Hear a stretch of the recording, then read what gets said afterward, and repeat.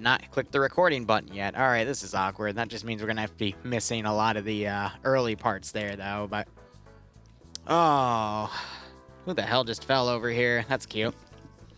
That's okay. Standard blue 4 v op 4. Nothing too bad.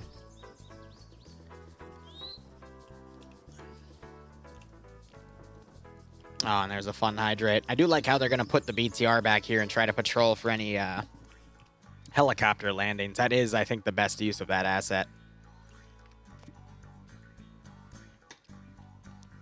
And yeah, Zeno is right. When we all first met, the first freaking mission we did, we are the reason, Zeno and I, that he banned Titan AT launchers from being used, because we just literally went on a hill, loaded an off-road with like 30 AT rounds, and just shot everything that he sent at us.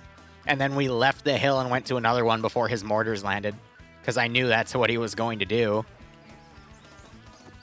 But my favorite one was when we went up on a hill, we fired AT rounds, then we left the hill, and then another friendly squad was heading up there, and they just immediately got mortared because of what our actions did. And I was just like, oh, that's funny. And I didn't feel bad about it, because I originally asked those guys, hey, could I play with you? And they're like, no, we don't know you, fuck you. And I'm like, all right, cool. And I just watched them get mortared, and I'm like, yeah, have fun with that, kiddos.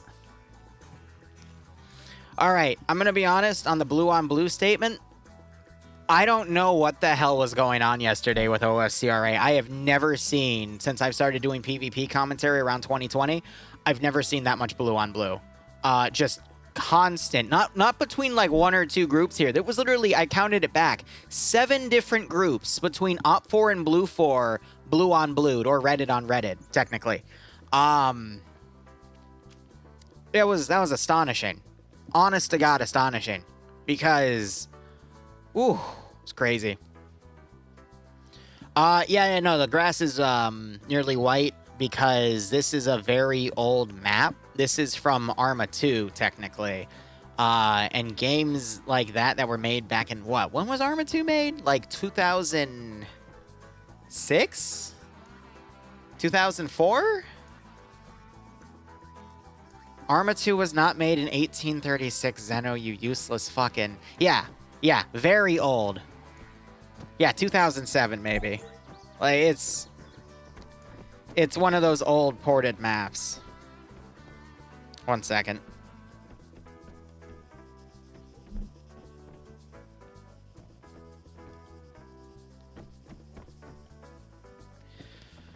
Arma 4 launches in 2138. I would give Arma 4 till 2024 or 2025. Based on what's going on in the timeline, but that's okay. Maybe one day I'll be able to tell you more about that, but that also depends what I might have to sign in the future. But hey, don't worry about it. Don't worry about it. Until I have to sign something new, I can give you guys some speculation. Reforger is pretty much going to be what Arma 4 becomes, but they're going to, charge you again for it. But anyway, I'll wait till the intermission. We can discuss a bit more about that. But I remember round has started, but a few weeks ago, actually, this might have been a few months ago, Drewski was complaining, you guys know Operator Drewski, that he was trying to find people to play with on Arma Reforger, and the only thing he could find was a French roleplay server, and as soon as he connected, they, like, cussed him out in French and then kicked him. It was pretty damn funny. But I can also talk about looting during intermission. I don't mind. Alright, so we got Blue 4. As I predicted, they're going to run around the northern side of the map because the best way to do this damn AO is to attack from the north, take the high ground objective, and then use that to filter into the other areas here. And now, and I agree with you, it's not like there is a lot of content out there right now. And there goes the UH-60. Thankfully, it wasn't loaded with anyone. And the Igla did nothing. It hit, and the UH-60 is still up there. Okay. Maybe the Igla will fire again, but then again, the UH-60 is being a bit smart with how it flies. It's doing a suicide run.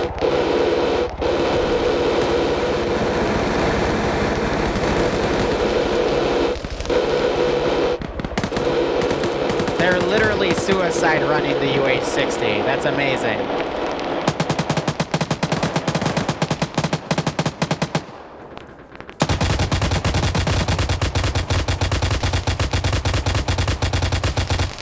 Well, they know it's pretty much useless on this map because of the AO size, the fact that it's a UH-60 and they have an eagle on the ground. So they're just circling this thing and trying their best to do whatever.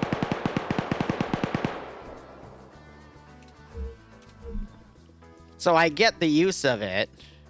I think they just tried to panically land it. And they... Okay. So they just bulldozed it back and killed themselves. So Fred woke back up. Circles is dead. Alright. I wasn't expecting a crash landing like that, but sure. Let's go with it. Let's go with it. I don't know what happened to it. I'm Nizar. I'm doing okay. I hope you are doing okay, too. I had a good day.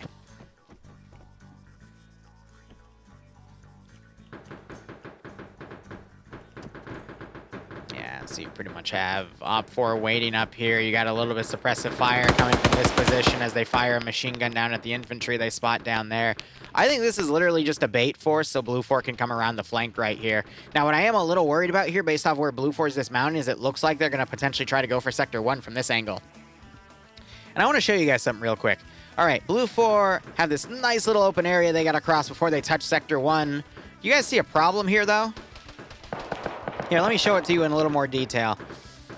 Do you see that kill zone that's going to be created?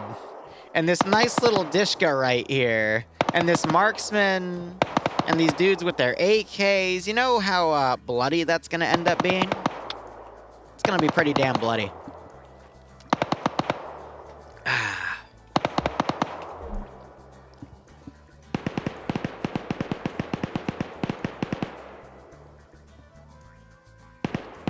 Sorry about that. My hydrate bottle decided to produce a lot of foam. And I had to possibly do some sort of potentially misinterpreted acts to make sure it didn't put foam all over my desk. Let's go with that. It's just a nice tanning spot. You're nice. Don't they have smoke? Yes, but smoke doesn't stop bullets. And this is a heavy machine gun, which is made to shoot into smoke and still hit people and kill them. So, you know, 12.7 hertz. I love how the BTR is literally just doing reconnaissance in these forested areas to come around. Looking at Blue 4 here, though, they're sticking to this side. We'll see if they decide to climb up and around. But if they try to do Sector 1, 2, and 3, I think they're going to lose too many people to attrition. I do appreciate Op4 putting a force over here to cover that defensive line. But in reality, I think they should have had forces on that Overwatch point just to cover that route, because that would have been the more advisable one. What the hell are you shooting up in the air for? Oh, Hunt IR. I don't think Blue 4 could have fired a Hunt IR round that far, though. I think that might have been an Op4 one. But I understand the reasoning behind it, but still, that's kind of funny.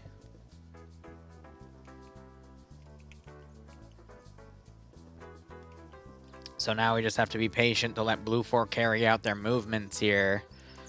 This squad is going to be walking down. They're definitely a bait squad, but if they're going to be doing that, I really don't understand why Blue 4 would attack Sector 1 here. Just because Sector... Just look, read the damn elevation markers. It's 228 meters from sea level. That's 293, so this position is clearly going to have Overwatch on that position.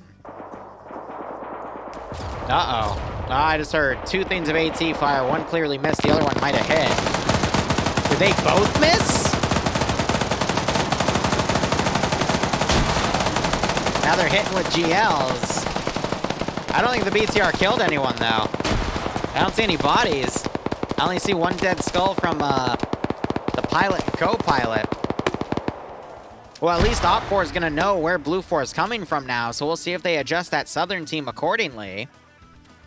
But a bit of a mess on both sides. I can't believe Blue 4 missed all that point-blank AT. It's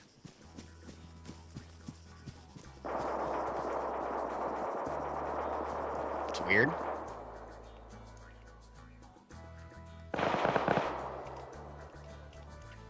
All right, so you got the Dishkas. They're trying to fire at the guys way out there, though. And now another note about the Dishkas is they only have 5 boxes of 50 rounds. So if they burn most of their ammo on the infantry moving up, they won't have any ammo to actually shoot anything that's close enough to them where they can actually be effective. They were already shooting at the UH-60 as well, but here's, in case you people don't believe me. 50 rounds of 5 mags, so, 5 boxes essentially. So 250 rounds total if you do some quick multiplication.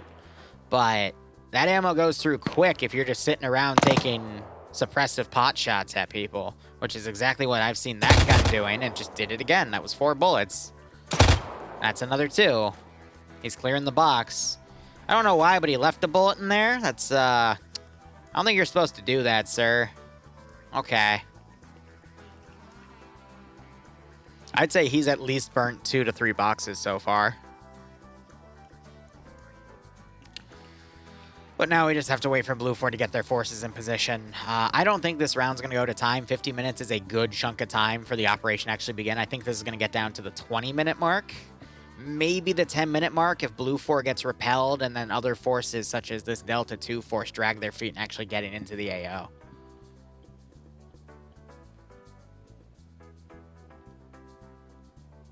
Now we wait. How do they make that screen where they see all the weapons and gear for each team? Custom scripting. That's unique to the Friday Night Fights framework, which is why you see the F&F symbol when I click on that button. And I think it's only going to work on their server because they have stuff running server side to relay that info, or it's on the mission file.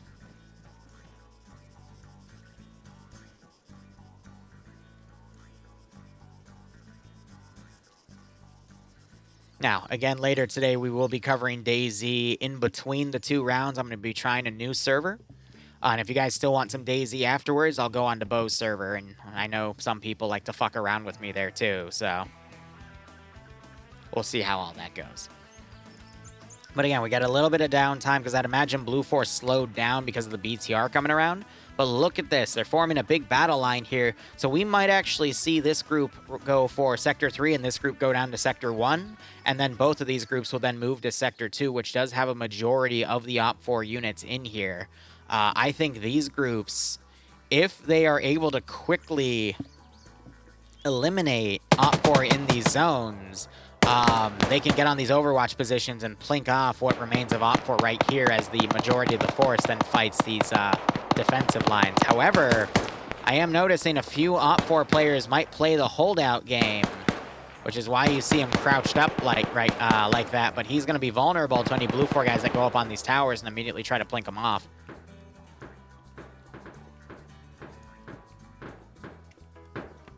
There are more Blue 4 than OP4. Blue 4 had a 10% numbers advantage starting, and I see the hydrate.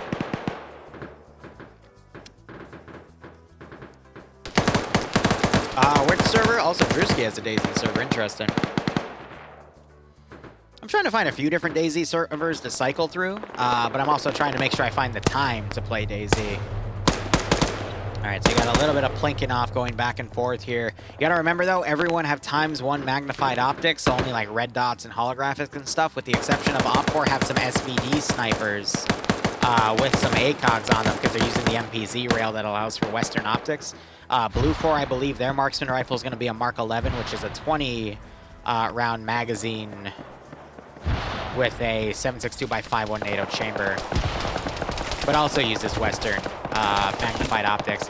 You're going to find 1 marksman in Alpha and 1 marksman in Charlie, if I recall correctly. We've got a Hunt IR round up as someone tries to do reconnaissance, but I'm actually impressed that these guys spotted Blue 4 coming in on this flank and already opened up, but I'll be curious to see. I think, yep, that is a marksman right there firing.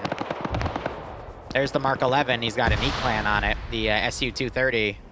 And it is the SU-230A because it has 7.62 and M240 designations on the range. So if he can line up some headshots, that's exactly what he needs to get for plinking off the dudes on these towers. But I'd imagine the Dishkas are starting to run out of ammo. There's another Dishka down here that's firing. Oh, Sunday, expect a late night Phasmophobia stream with some friends, and there will be some jump scare audio there as well for you guys to troll me. I am trying to provide a little more for you guys.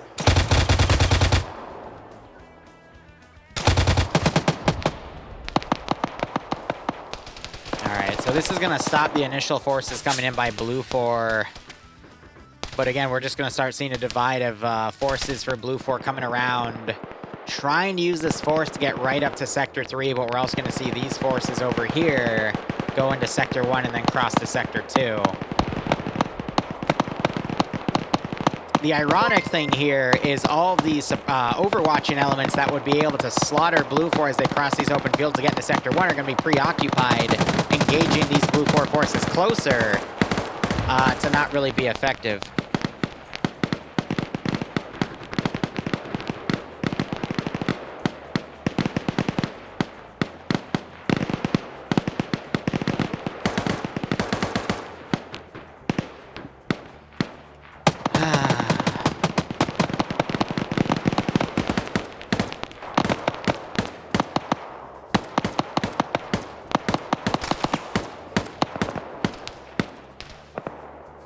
You got to appreciate the massive Blue 4 battle line going here. And the nice thing about it is that the squads are close enough and in certain positions to support each other. Now, you do see Blue 4 starting to get off of these Overwatch elements because I think they're all just going to push up at the same time. So this level of coordination, who made this plan? Puma or Daedalus? One of the two. I mean, this is going really, really well. And this has also burned a shit ton of the ammo utilized by the Dishkas. You see that one's no longer being used, and this one, that hasn't been touched yet, they've already emptied at least 2 or 3 boxes. You see it reloading another box right there into these forces because the far flanking force is the one that's just doing all this smoking.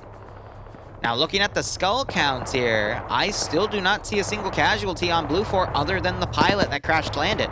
So they're just draining a lot of Op 4's heavy guns and doing a great job with all of this. The marksmen are just trying to pick people off at this point. All right, so one of the Dishkas did a good job here, though. They smoked the one of the M2 Humvees there and disabled its engine, thus rendering it out of action. I just heard an Igla launch, and you can see its smoke trail. They just tried to fire it down at some infantry, which is pretty damn cute. Now you got some smoke coming up here with a small detachment of Blue 4 coming up in this position. More to follow, though. I'm a little worried, though, with that small number. But then again, a bigger number would allow for Op 4 to start using GLs to take them out in droves. And just like that, you just saw a GL take someone out right there.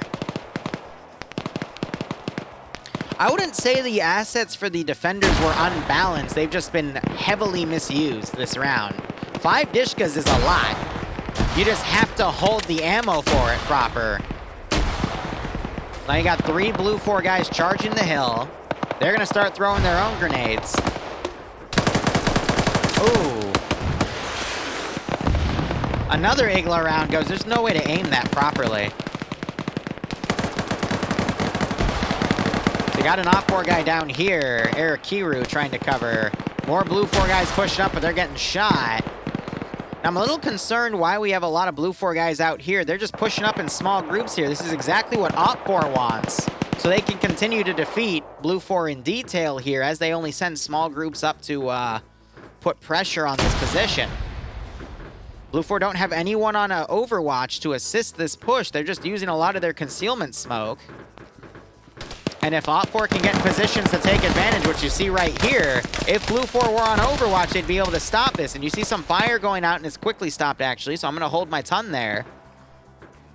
But there's a lot of smoke down. And you're seeing Op 4 continuing to hold really well.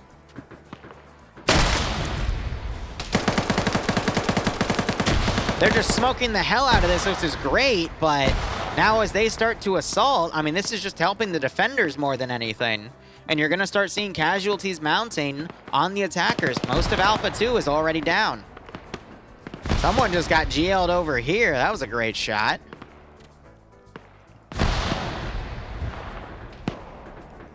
And then the other half of the attack wave is still dragging their feet, and they're just being suppressed, so that's not putting any pressure on the remaining Op 4 guys.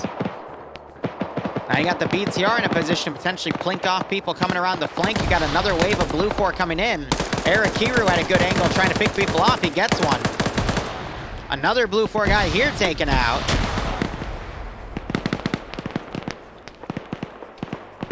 I really don't know why they smoked all this, because they're just making it worse for themselves. When they get their people up here, they need to see. I get it, you're stopping the enemy from seeing you, but, I mean, Op4 have just all of these nice defensive positions, and they're getting these pickoffs.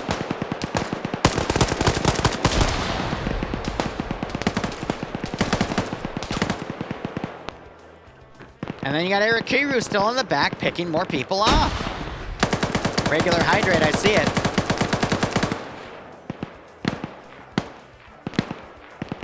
This is just messy. And then this is allowing players that are really good at this CQC shit, like legal action from Pepega, just to basically get up here and massacre everyone.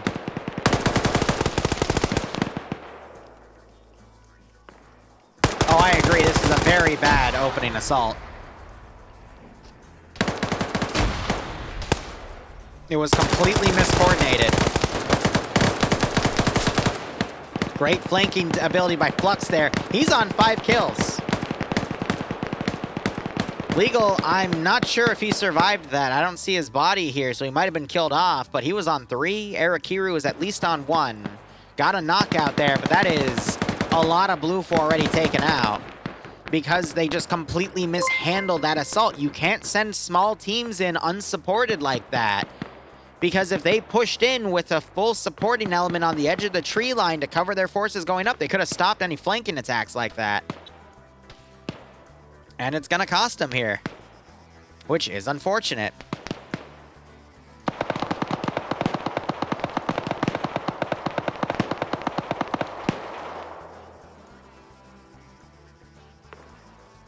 Ah, man. Tough start. Red 4 is gonna hold the castle. I agree with that based off of how many Blue 4 are still up here. And then the rest of Blue 4, excuse me, they're gonna eventually get their foot in the door here and then start trying to put pressure on Sector 2, and I think they're gonna be repulsed. Pierce is part of Delta 2 down there. And again, Blue 4 is going to slowly make their way into Sector 1, but this round could actually go all the entire time with how slow it's been, because Blue 4 is really dragging their feet here, and that's a shame, because they had a really good assault strategy going. But now I think it's going to go down.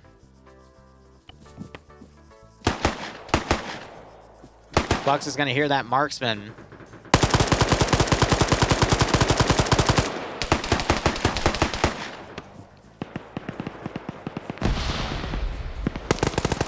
We'll check Pepega's kill count in a second. But they're the guys holding the damn castle. Oh, man. A bunch of... Yeah, so this is a classic Pepega counterattack after a botched assault like this. So now they're coming in and sweeping everything. All right. Flux on 5. Roster on 0. Stark was on 1. Cake Gear on 0. SL Dream on 2. Legal Action on 3. Bant on 0. And Vagrant on 0. King on 2. So that's 2... 3, 4, 5, 6, 7, 8, 9, 10, 11, 12. That's 13 kills between Pepega, and they're still at least 50% effective. Flux is one of the best players here. I don't talk about him a lot, but when you actually look at the statistics of FNF, he is among the top 5 in terms of total kills. Those GLs are landing awfully fucking close. Vagrant's ranging those in very well.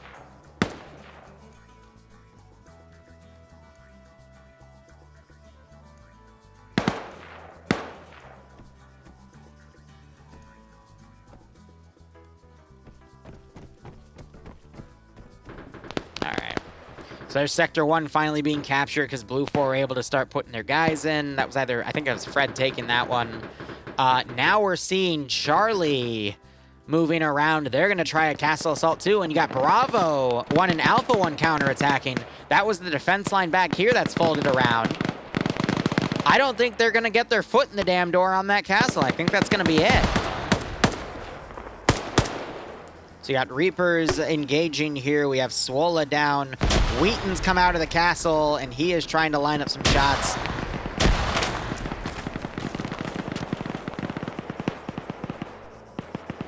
This is just a classic round of Blue 4 had a battle line set. They were doing well And then when it came time to execute the scenario, they just fucking dropped the ball. And now the defense is taking advantage and counterattacking. And it's brutal. Blue 4 down to 2 guys right here. I would say decisively right now, Op 4 have that number advantage.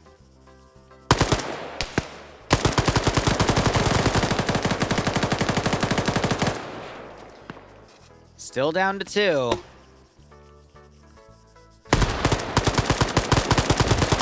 Down to 1. Swole on his 3rd kill.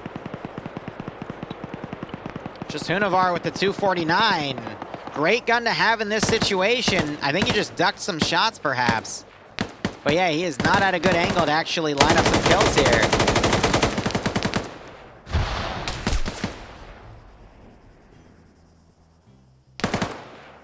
He can't see him.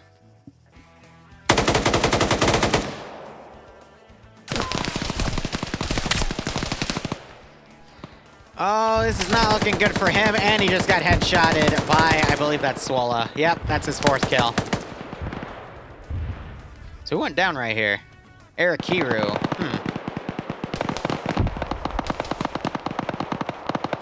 So there's some AT launch. I'm gonna be honest, look at the damn roster here, guys. Op 4 have a few deaths here and there, but Blue 4 have entire groups wiped at this point. Completely ineffective on that assault. And it lined up so well. I don't know why they pulled this force off and then had this force go around on the left flank. That force should have stayed up there, and this force should have moved in with them supporting. Or they should have pulled another group to take that position, had that force come down, and then this force come in and assist from here. And that would have stopped the counterattacking, which caused this force to die in the first place.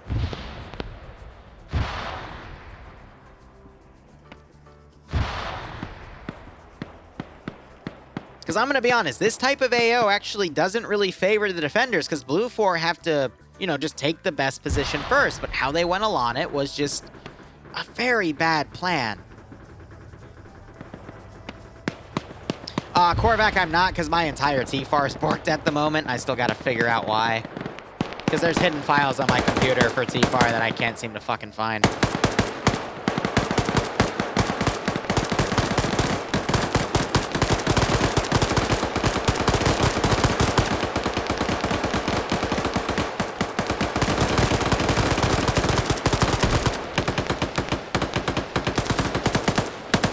Yeah, so now you got these guys trying to push around. They're taking heavy casualties. They're only down to 4 dudes because everyone else has gone down. Hey, Dream. How's it looking? Blue 4 had a really good plan going in and then dropped the ball, defeated themselves on detail, and now Op 4 is just cleaning up, and that's going to make this a very long round. That's what we were doing, me, King, and any other Pega Pirates guys who were running around. We just started, like... Yeah, I watched your counterattack, yeah. Yeah, they just broke, so it was so easy to run through the forest. And we lost a few people, but it was forcing numbers that just split them apart. That HLLX guy, Hilux, he got a very, very nice shot on me. Killed me. Oh, he's dead now, but, you know. Maybe, oh, he hasn't got a kill, so maybe... No, it's friendly, I don't know. How many kills did I get, if you could check? You got 2, if I remember correctly. Not bad. So, out of everywhere for Charlie to assault here, they're now doing an open field smoke push on the left side of Sector 1. Opsy. Why? If this was Pierce, you know, you'd understand it, but it's not. No, Pierce was in Delta. He tried to flank around on the southern side, and most of his dudes are down. I don't really get the tactic coordination here. Again, they had a really great battle line. I was praising them for that because they were in positions to support each other. And then when it came time to actually support each other, they just completely dropped the damn ball. Of course you wouldn't understand their tactical prowess. No, I clearly don't, and they're all dead, so I guess I don't need to. Come back from the dead and eat us. Is that Arakiru who walked back up? Yep, alright. What are you doing? Fucking, I'm watching Arcor doing the strafing left and right thing with the random suppression. Yeah. God, I would down a beer if I saw him actually make a kill with that method. Did you see Arcor fire an Igla into a group of enemies? It was way short, but he tried. Yeah, he tried. I was like screaming at him. I was like, Arcor, don't go over those enemies. Just fired a whole ass fucking... Speaking of. Ugh, it's quite funny.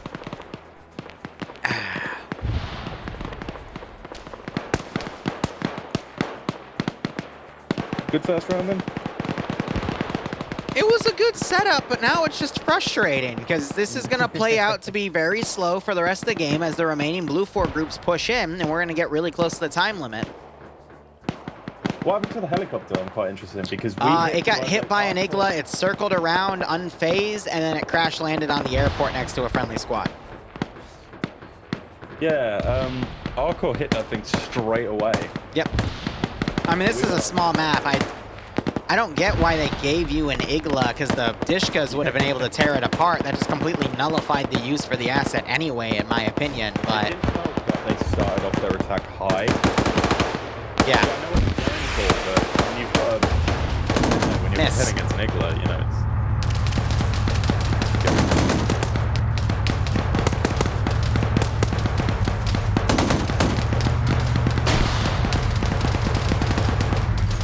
Damn Humvee, man.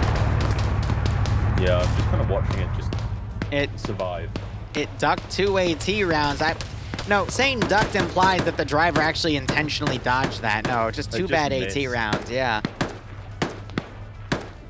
Did oh, yes, Flux. Oh, Flux on 5. Yep. Flux going brazy. Yeah, the last thing I said to Flux was Fluxy Wuxy, and then I was absolutely destroyed. Of course you were.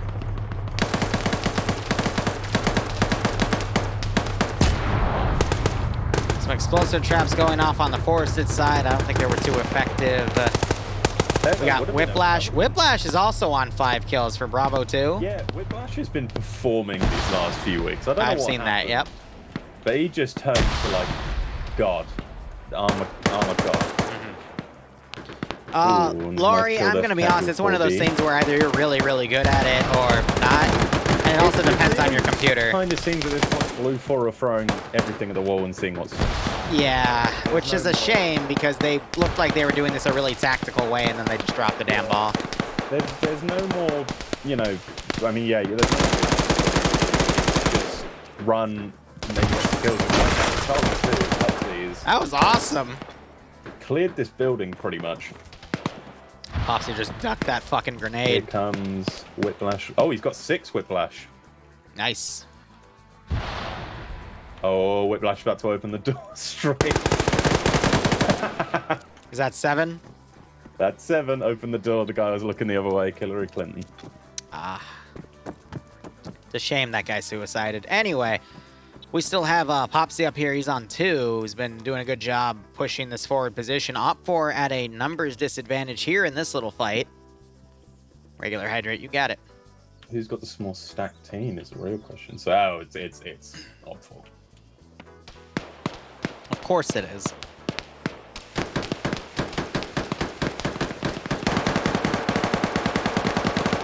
Untie round falling down.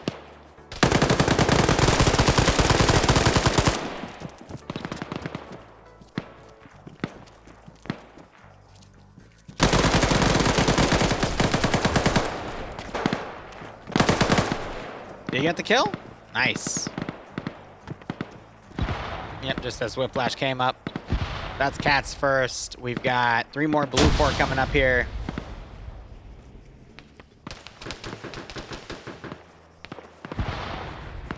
I know, Knight. I hydrated. Don't you worry. Ooh, great pickoff there.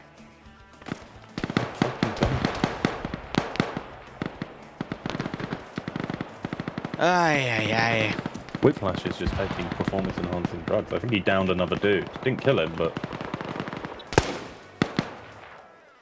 I did see, I thought I saw a marksman shot pick off one of the Blue 4 guys outside, but I think he woke back up.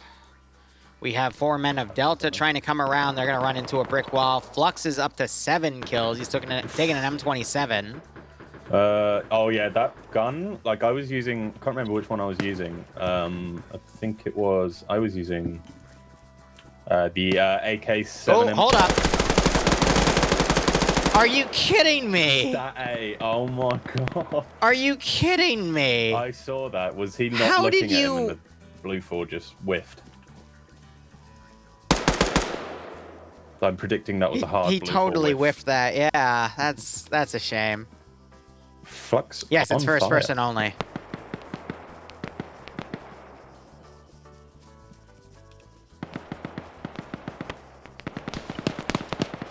That's amazing. All right, we got 2 OP4 guys. That's Nemesis and Nass clearing the forested areas here.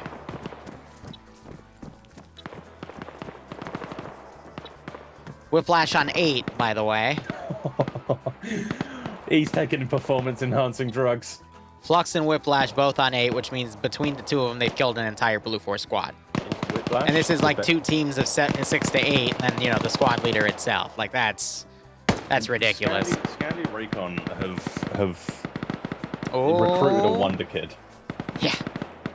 The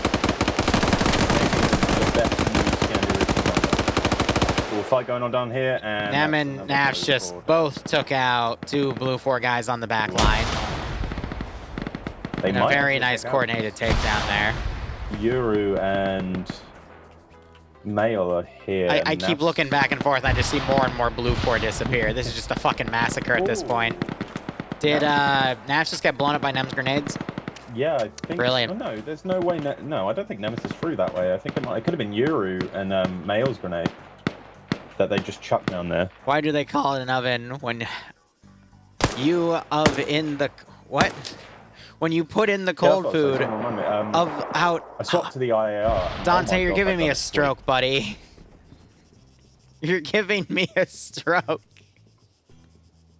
Please. Oh, my God, How you doing, buddy? Thanks for dropping by.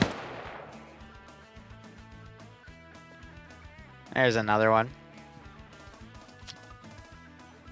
Ah. All right, we've got... Oh, now it's only 3 players on the southern side. The 4th one got killed. There's 2 in the middle, and then there's a group of 3 on the north, and 1 guy that's platoon 2 I see trying to move into the objective on his own. You're correct on one thing. It's going to take a while.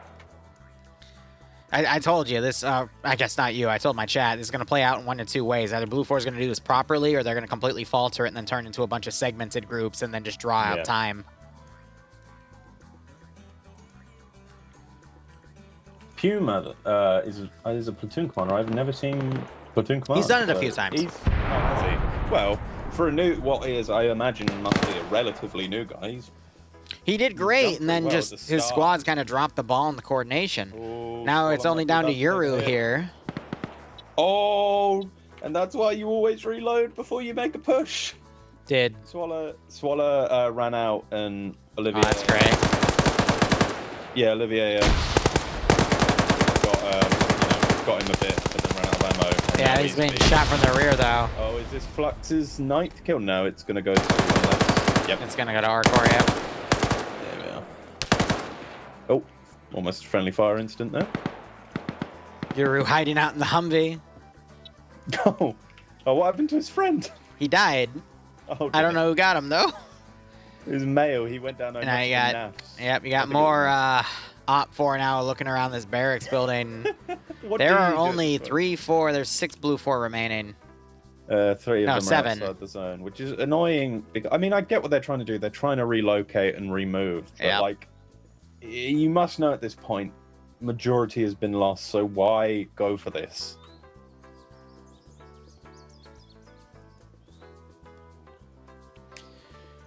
Or maybe they're just fleeing.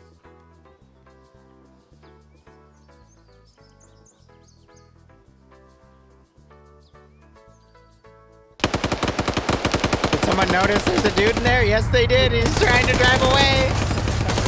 He's pulling a fast one on a Sarge. Who was that? Nemesis with the eyes. Yeah, and then Nafs didn't fucking notice. Now he's trying to GL, but... Oh my god.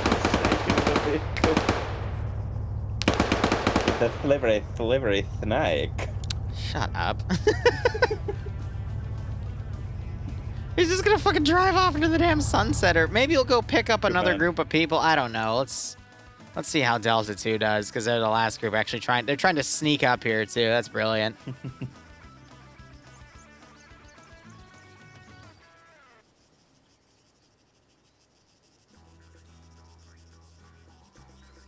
At this point, why not?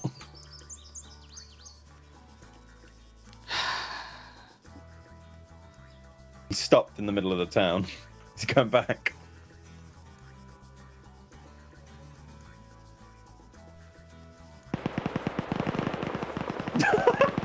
Oh no, the barrage of gunfire. The thing is, they won't do anything to it. They have to get really nicely placed shot in the windows. Yep. So he's free to just roam around unless one of these guys have AT.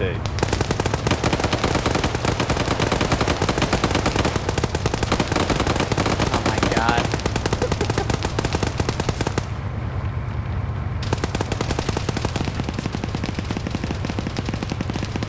Times like these make me think that if they allowed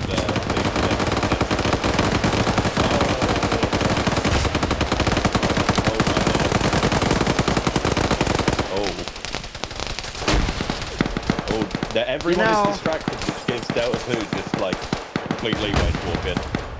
You think he's dead yet? You think he's dead yet? Everyone turned around in unison. Did he? Wait, what? Did you not see? Everyone went to go shoot this guy, and Delta 2 just walked in. And everyone turned around in unison.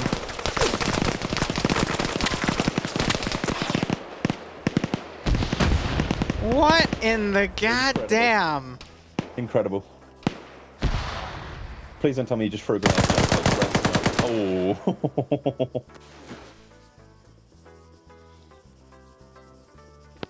5D chess plays, yeah, something like that. 5D chess. Something like that. They're playing chess while I'm playing Connect 4.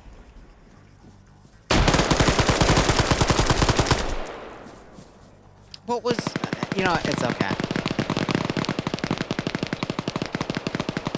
Now, the last guy trying to crawl in is getting suppressed from the towers. He's gotten hit multiple times. Grenade lands at his face. And he gets knocked out by both that and the gunfire. And then double tap by Delta HQ oddball. How many is always flux? So Whiplash on 8, flux on 8. She's 16 kills between the two of them. Now there's 3 blue 4 remaining. 11 minutes on the clock. They're gonna probably try to push from the fucking hill. It's over. Oh, they're already firing from up the hill. Oh, they're smoke pushing. Oh, yeah. Smoke the fucking giant open ass area. Make my night. Make my goddamn night. Make my goddamn night, pussy. Oh, look at that, just amassing red 4 group. How's it going? Smell blood. It's going. That's for freaking sure.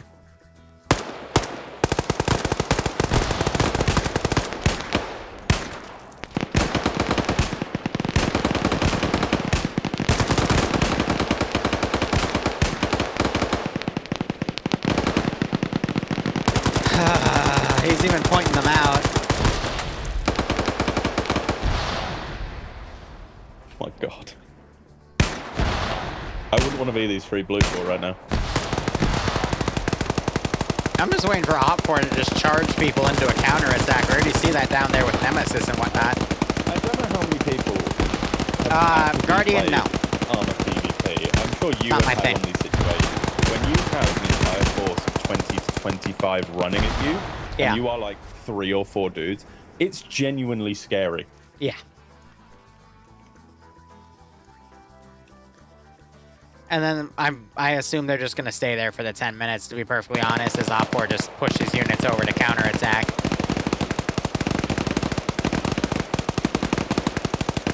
All this ammo for 3 people. This is costing the army a lot of money right now. How much does bullets cost?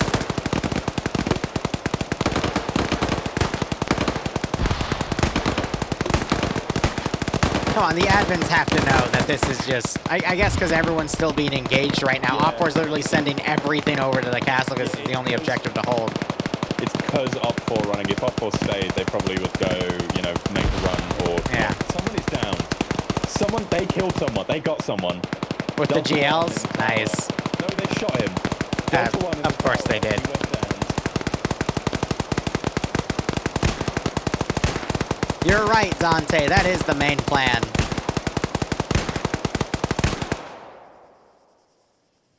So the admin that controls whether or not they call it early is just messaged in my chat saying the only reason they haven't called it yet is because they find this funny as fuck. And one of the two, or excuse me, one of the 3 blue 4 guys that went down, so they're down to 2. This is hilarious. Is that Marlon? Yeah. Hi, Marlon.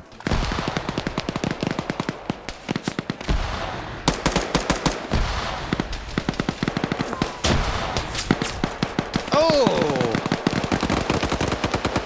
Fucking mutant with a random RPK headshot.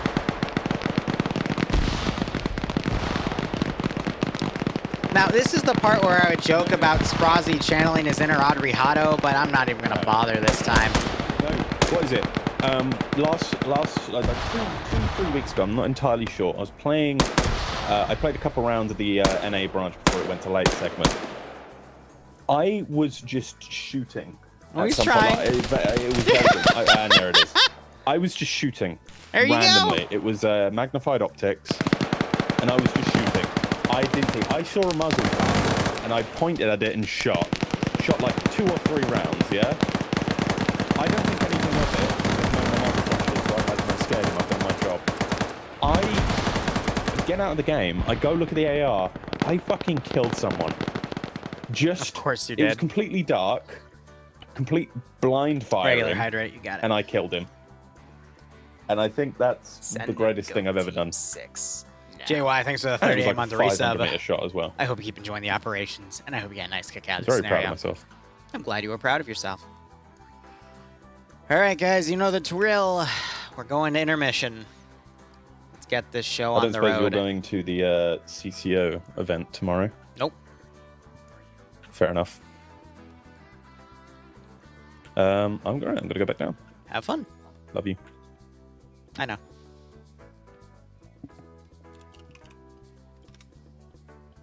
All right, that was an Op4 defending victory. Let's go. All right, intermission here. And I gotta change a few titles here. So, give me 1 second, guys. I'm gonna go ahead and take my slot there under spectate. And this will go into Chongo. All right, all right, all right. So now we gotta go into our map here. Let's change it to Chongo. I'm gonna go into the mission command and change the wording there.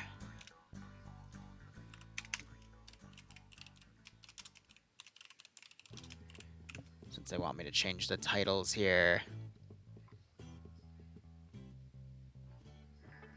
Alright, this is round 2.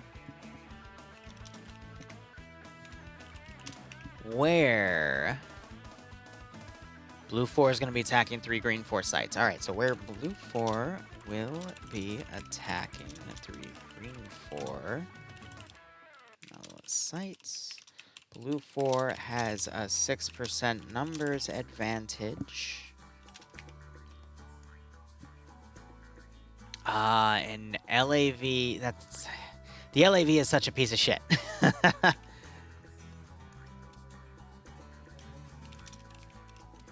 C2 and an M1117, while Green 4 has... they've got a BTR 80... Shady, 2 PKM techies, and DSHK static. Alright. That should be all that updated as well. Oh, Dante. Yeah, the one with the autocannon's pretty nice, but the FNF version that they use is makes me want to strangle someone.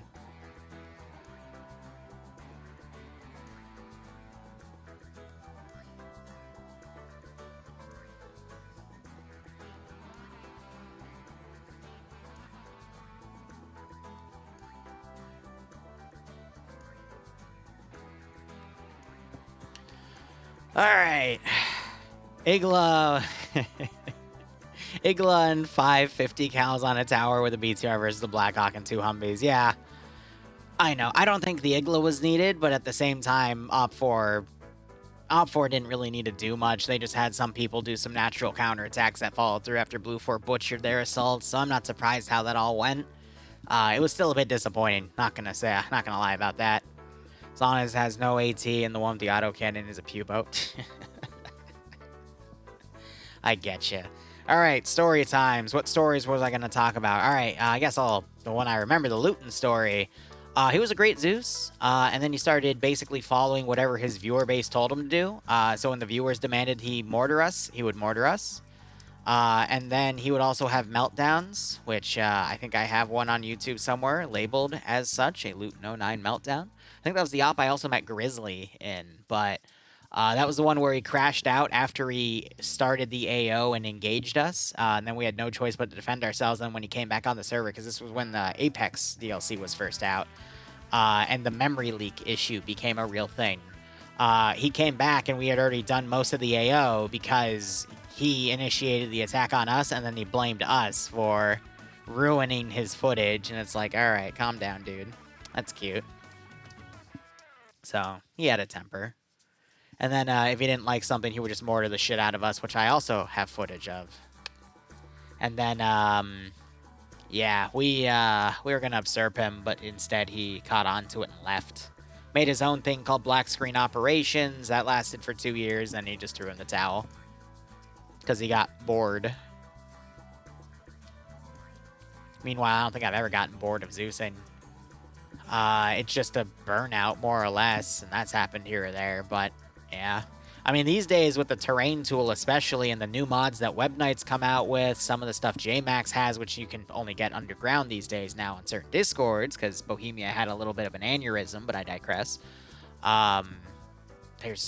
If you're a creator for shit for Arma 3, I don't think you'll ever get bored. You just have to not burn yourself out. Ah, man. So anyway, as I was saying earlier in the round, we'll be doing some DayZ between the NA and the EU branches. We'll be having a late-night Phasmophobia stream on Sunday. I'm shooting for sometime between 8 and 10 p.m. I believe AFI is having an event tomorrow around noon. I will be casting that. I just have to fix my damn TeamSpeak plugins. But then again, if I'm co-casting, Barb might be there. So if I'm co-casting with him, I won't need that plugin anyway. And then I've got ops planned. I've got an SCP op, which I need to announce for Saturday. I'll probably be announcing that Friday evening. And then the Sunday op, I haven't decided what I'm going to do yet. But I'm trying to get into the new Half-Life mods. Yeah, Rubus is a good guy. I know his community, which is, Icarus or something, they've been having boons in recruitment and whatnot because his channel's been blowing up, and good for him. I'm going to be honest, though, it is a gigantic pain in the ass to deal with when your channel blows up and you have to support your community and stuff. Because there's a lot of people that just, see it and go, oh, that's really cool, and then they get in and then get completely overwhelmed and they never touch the game, but you as the community had to spend all the time processing them, putting them in. They took a slot, which they might have not known what the fuck they were doing. I don't ever want to deal with that again, which is one of the blessings of my channel being throttled, is I'll never have to deal with that again. Oh, thank fuck. That was annoying as hell. Kane, how are you doing? Very quick question / favor. If you see the potato cannon is strong enough to kill a space marine, I don't think it is, because the potato cannon is from global mobilization, and it literally fires the equivalent of an AT round. And actually, no, it could be possible. It also depends on how you set the ace damage coefficients. But against standard AI, the potato gun might kill a space marine if everything's set to default variables, excuse me.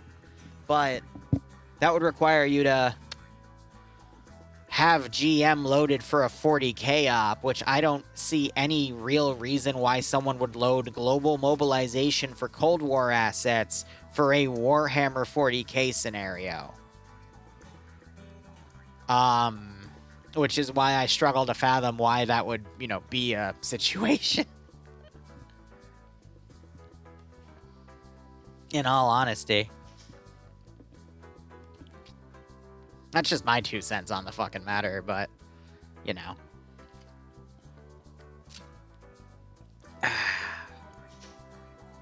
Hey, Zenith, how you doing? For funsies? Yeah, I guess. I guess.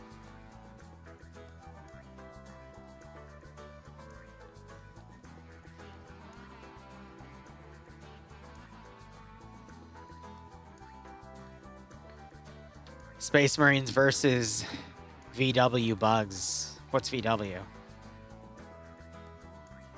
Not ringing a bell for me personally. It's spelled funny? Ah, for fuck's sake.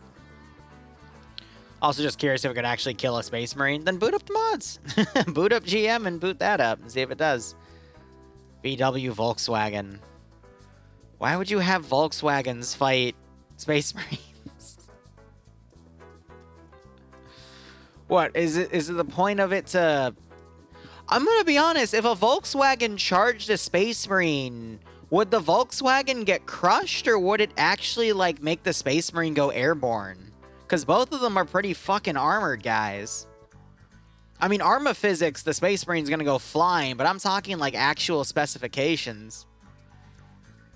Go ask one of the lore buffs that. How about that? Make a video out of that. I'm sure that'll work out. Ay, y'all are some chuckleheads, you know that? Dies if you hit a signpost. Yeah, shit happens. You don't have a computer, that's why you're asking me? Fair enough. I should make a video where we just go over random stupid Arma questions like that, and we just turn it into a video. My one issue, though, is I have way too much content I need to publish anyway. But we might as hell add to it, right? BRB, 1 second. I'm gonna quickly take a piss, because I know you keep making me hydrate. It's freaking filling me.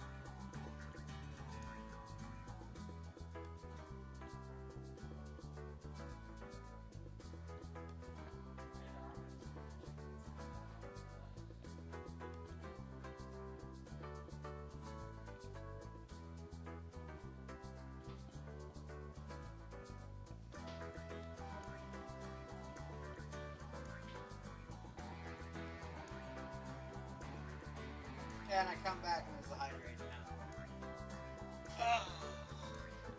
now. Scripting can fix anything. How effective it's gonna be is entirely up to your ability to script. God, it's 426. We haven't had a near full round of the first round for, I guess now it's called the early branch in a long while. Good God. Yeah, I see it. Would a bigger channel mean more money? Well, yes. Logistically, yes. That is how it works, Jay. Believe it or not. But I'm gonna be honest, my channel is perfectly fine for my needs right now, and any future needs I might need, I'm gonna be honest, we'll just run more pay for pains. That's how we literally bought our fucking house, Kat and I. We just, I just name dropped her. Bloodwing and I just ran a shit ton of pay for pains. And, yeah, we got that done. Whoops. Well, thankfully, she just left to go have dinner with some of our friends. They opened a new sushi joint in around where we live, so, you know. You know. It's okay, half of you aren't gonna fucking remember that. And then the other half, well, I don't know. Those are the guys I have to worry about.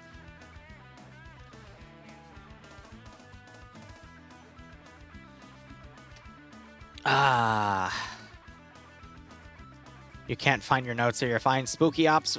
We should see a few Spooky Ops this weekend. At least one of the two, if not both. I haven't decided what I'm doing for the other one. I'm not sure if I can make like a Half-Life horror up, but I can certainly try. Don't worry, Pepperidge Farm will remember. Yeah. Dante, you already knew, though. Goober. Oh my god, it's a full... Oh, they did the line divide here. Alright, so terminals, there's a freaking pipeline of some sorts. Okay. Small AO again, which I appreciate. And based off of the build-up right here, it looks like they're continuing this from a previous AO that was done. I think I recognize these bases, though, but we'll see. But that's just going to be an attack there. Anyway, let's go ahead and set up our prediction here. Who will win round 2? Blue 4 is still attacking. Green 4 will be defending. All right. Now, players to watch this round, I would say, would be Papega and Whiplash from Scandi, which, you know, classic matchups we see on people to lead. Oh, God, Pierce. That might mean Pierce is commanding, which I know how some of you are with betting against him, but I have to stomp that out because the admins get mad at me, which is why I try not to be negative towards anyone anymore, because then I get in trouble.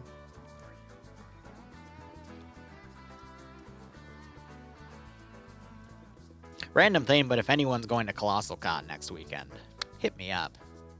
I'd appreciate some people to drink massive fucking cocktails in hot tubs with and talk about random bullshit, because that's fun. And Bloodwing will be doing cosplay. Can we pretend to be negative? Look, I can't control what you do, and I refuse to moderate what you talk about, because what's that? My head moderator would side with you anyway. So you can say whatever you want, just don't, like, actively shit talk them. But you can state facts, which is what I do. Can we call Bloodwing a cat girl? I mean, she is. By proxy. I have a thing for cat girls, apparently. Like, not an act... It just... You know what? Actually, I'm not going to even explain it because that gets too personal. Anyway. Ah, man.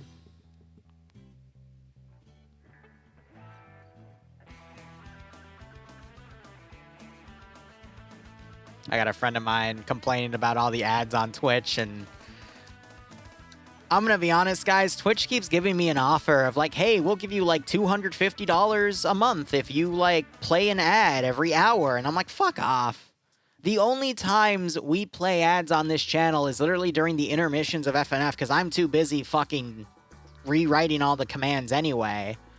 Or if I'm, like, switching out to a different stream, which we also normally only do on Fridays. But the ads, like, I wish I could turn off the ads that you guys saw when you came into this channel. Or the little, like, pop-up bullshit ad down here. I can't turn those off. And it pisses me off because I hate those.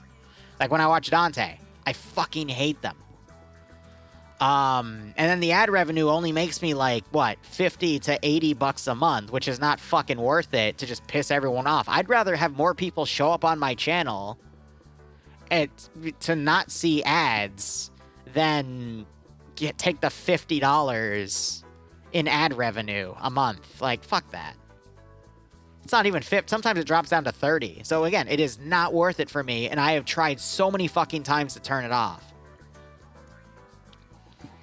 And it just doesn't let me. But yeah, no, I would turn that shit off in a heartbeat. I'll be honest, if they paid me a few $1,000s to do it, yeah, I'd probably do it. But they're only going to pay you a few $1,000s if you have a few thousand people watching your streams. So at that point, you don't need to worry about those few $1,000s, because if you have that many people watching you, you're making your money off of so many other things at that fucking point. The ad revenue on Twitch is never going to be fucking worth it. Never. Oh, man. Anyway, let's get to the mission, guys. This is made by Banks. The background here is after a daring raid on a French MOB failed general. I'm not even going to try to pronounce that one. And the remainder of his militia army, Green 4, have accepted defeat and have retreated to their hideout, which nestles into the... nestles. That's a fun word. Into the rock face on one of Chongo's few hills. After X-ray followed... There's no X-ray, though. What the fuck? There's no X-ray, you lying sack of shit. You removed X-ray. Followed his general, blah, blah, blah. Basically follow them and are going to try to take him out once and for all. Notes, Terminals 1 and 2 at 45-second timer. Terminal 3 is the full 90-second. That is interesting. Blue 4 have had the FAMAS replaced with the M16A4 for balance reasons. Also interesting. Game mode here, you see that they actually have listed out the terminals. There's also the option for a fourth terminal. Interesting. Render distance here is going to be 1,000 meters, and defender build point is going to be 150, which is 25 above the standard 125. No NVGs, nor magnified optics here. Fives, I see you've pronounced it for me. I still refuse to say it. I'm sorry.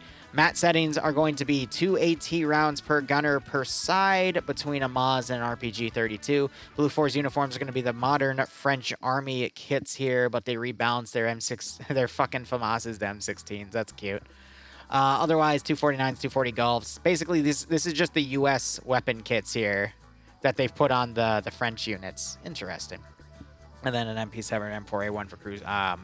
Crew and aviation kits. Nothing on crew served. They got 4 transport trucks, 3 transport Humvees, another transport.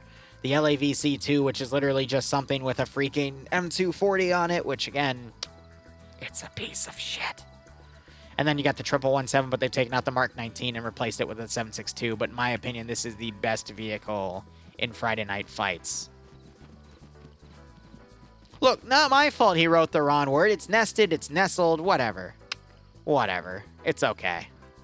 Anyway, looking at our roster here, we got Pierce commanding. I'm not going to say anything. Just saying Pierce is commanding. Only platoon. Okay, they just did that again. Circle's going to be platoon medic. Azuki leading Alpha HQ. Glugman being the Alpha medic. Steve leading Alpha 1 with Norse, Iqbal, Kabubi, Dooley, and Vagrant under him. Geep leading Alpha 2 with Hunavar, Famfo, Good Time Saddam, Wise, and Wayne under him. Valtarian leading Bravo HQ with Wind Potato as the squad medic. Shut It Down leading Bravo 1 with Joseph, Zally, Kin, Shadow Fairy, and Nemo under him. Skits leading Bravo 2 with Ronnie Killer, Daedalur, Guardian Zen, and Fred under him. Puma leading Charlie HQ with Daedalus taking the medic for the squad. Popsy leading Charlie 1 with Leziak, Dawadox, Deska Keeper, Kropa, Harvid, and Yuru under him. Depso leading Charlie 2 with Timex, Sayak, Sushi, and Albin under him. We have Delta 1. Looks like they've merged everyone together, so it's Mittens with Fonz, Nolik, Ghoster, Sprazi, Mail, Shun, Newton, Ant, Roderick, Blast, Coco, and Martinez under him. Kevin, Fez, and Grav are going to be a vehicle crew for the 1117, which doesn't need that third slot, but I guess they're going to do it anyway. And then Heartseer, I guess he'll funnel into Delta 2 as a late merger there. Otherwise, going ahead and looking over at Green 4.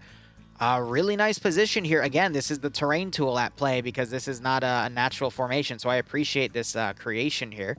But otherwise, looking at Green 4's roster, we have the following units. So it's going to be modern militia kits to break this down. It's platoon lead, platoon sergeant, squad leader, team leader, auto rifleman assistant, grenadier, grenadier IR. The rounds you were seeing last round with the little parachutes on them, those are called Hunt IR rounds. You can fire them from your underbarrel grenade launcher. And oh, cool. Glitch with the deformer tool, but they basically give you an eye in the sky, which is quite nice. Machine gunner assistant, combat engineer, light anti-tank, medium anti-tank, 1 an assistant, and 2 an assistant. Recon infantry scout, and sniper don't matter because they've been scrubbed out. They were part of X-ray. They don't exist anymore. So you just have the DMRs, which is designated marksmen, crew lead, crewmen, pilots, and medics, and then the base kit. Loadouts for these guys are going to be AKMs and AKSs. That's kind of interesting why they rebalanced the AK, or they rebalanced the FAMAS on Blue 4, which is a full auto 5.56 gun, to an M16, which is only burst fire when they're fighting AKMs, which can full auto. I guess the fire rate of the FAMAS just outperformed the AKM at CQC enough to make people complain. I really don't know. That's a bit of a weird call to me, but it's FNF. Balancing an FNF, I'm going to be honest, doesn't make much sense to me. Some people it does, and cool, but the way I see it, it confuses me sometimes. But regardless, RPKs and PKPs for the support weapons. Light anti-tank's going to be the RPG-26. Dante, I can't say that, buddy. They get mad at me when I say shit like that. Recon doesn't matter. And then crew and aviation get a PP-2000 or an AKS as the choice. Nothing on crew-served weapons. Their assets include a BTR-80, some transport Euros here, the single Dishka, and then 2 PKM techies, one as a Datsun pickup and one as a Hilux. Looking over at our roster, I'm going to be honest, Green 4 is looking like the group to vote for, and I'll explain why in a second. But we got Curie commanding with Korvac as the 2IC, Oddball leading Alpha with Jack as the squad medic, Reapers leading Alpha 1 with Seasmo, Mike Lurch, and Shy, Nemesis leading... Okay, so no Alpha 2, interesting. Nemesis leading Bravo with Swola as the squad medic. You got Arcor leading Bravo 1 with Ash, Banks, Wheaton, Tackleberry, Major Khan, and Eric Kiru. Bravo 2 being led by Whiplash with Cullis Nafs, Casual Cats, Fine Finn, and Dobbs. Charlie has merged everyone together under King, and he is leading roster, Legal Action, Aim at the Balls, Gogu, Pro Hunter, Thompson, Solomon, Mike, SL Dream, Cake Gear, Artisan, Stark, Cowboy Carl, Mac Marine, and Flux, and that might have just gotten thrown around right there. Interesting. Arma Jesus leading Delta. Interesting. With Bayan as his medic. Delta 1 as Andiri leading Holo, Warkus, Frox, CH, Pyros, and Kale, and then Waldo leading Delta 2 with Mutant, Olaf, G-Legs under that, and then Lolo and Sam are being a vehicle crew probably for that BTR 80. Now, the tough thing here, and this is why I'm saying Green 4 is a little stacked right now. You saw some of these guys perform on defense last round. You saw Papega do that nasty counterattack. You saw Flux rack up 8 kills. You saw Whiplash rack up 8 kills. So, again, when I talk about why FNF confuses me sometimes with the balance, we had the same team playing on a different map with the same parameters here. And they just completely wiped the floor with the other team in the last round. I see that, Hydrate, don't you worry. But now we're going to see it again. Is Steve playing? I think Steve only plays in NA, but NA is now private, so I don't know if Steve got accepted to play in private, and I have no idea. I'm sorry, I keep calling it NA. It's called Late Night Branch now. Malon's going to yell at me for that one again. It's going to take me a few weeks to get used to that. But we'll see. We'll see.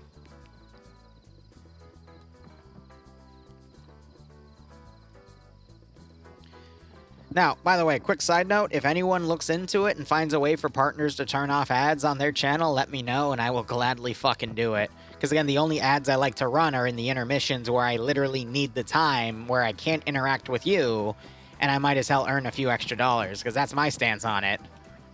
But that's the only fucking time. Yes, early and late branches is what they call themselves now. But let's look ahead at the AOs. We have a hill right here. Terminals in the open. A quick reminder. Terminals 1 and 2 are 45-second hack times.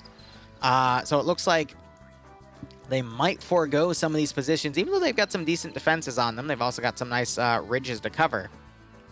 But Sector 3 here, this is where you want to defend. And then you got some nice overwatch positions from up here, and then you got a nice perimeter in here as well. So it should be fine.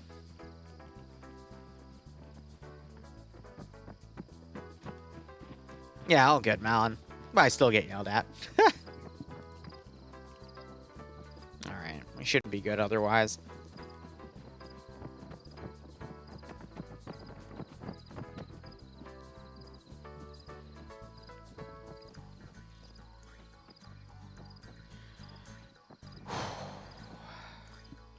I don't know, just beyond this with how flat and open the, I guess, outback of Chongo is, I'm really struggling to see how the attackers are going to do this one. They're going to have to put all their eggs in one basket on the northern or southern sides here, get on these high areas to use them as overwatch, and then just push in. Granted, they have the 1117 to work with them as a scout vehicle, and I guess the LAV, but it's not much. But you're probably going to see some heavy vehicle rushing towards these hills. Because otherwise, I don't really see what else they can do here. This is why I don't enjoy FNF as much as I enjoy OFCRA. OFCRA has more vehicles without their guns being rescripted, and they get more support vehicles in general, which makes them interesting to watch. Dixie, yeah. No, I agree. That is a proper assessment of the situation. Again, this is what I was talking about before round 1 started. FNF and OFCRA have different things. FNF, you get a lot more action across those 3 rounds, but OFCRA, they do allow for a lot more stuff in them. And that was all happening before OFCRA started outperforming FNF in terms of number counts. So now that OFCRA is rocking anywhere from like 120 to 150 players a week now, they can do even more grandiose stuff with the vehicles, which is why last week we saw freaking Abrams just massacring people in Fallujah. Granted, they still lost because of a fucking drop the ball on a clutch play, but I mean, yesterday too, there was a plane with 50 cals in the air that was pretty underutilized. There were Hueys, there were HE boats and Vics, but that one ended up being mainly an infantry one because a lot of those sides just foregoed their assets there. I mean, both sides have both events have a lot of blue on blue. But yeah, OFCRA yesterday definitely broke a record for me in terms of the most amount of blue on blue I've seen from various different groups on both sides. It was messy. There were 11 confirmed team kills. I didn't know it was that fucking high. I knew seven different groups fired upon each other to make blue on blue and red on red. 11 friendly fire kills. Fuck, out of 130. Let me do some math here. That's why I have my phone out. Yeah, like 8.5% of people died to fucking friendly fire deaths. Probably up to 10% when you consider that there were still a few people alive by the end of it. But that's nasty. That's game-changing.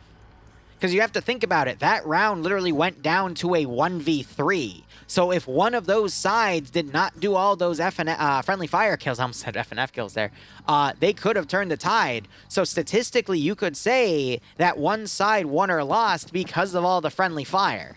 That is ridiculous. To lose or win a match because of friendly fire on your side or the other damn side.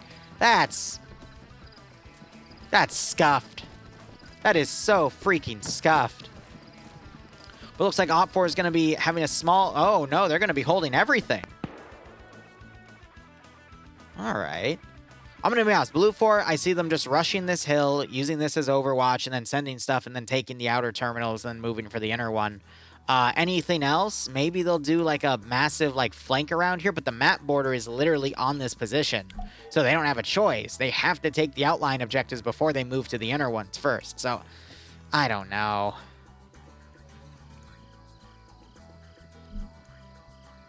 And I was calling that out yesterday. The camos on the OFCRA rounds were pretty similar. Also, bro, are you excited for the AFI thing? Because isn't that tomorrow on the 3rd? I will try to be there. It's either on the 3rd or the 4th, but I will be commentating.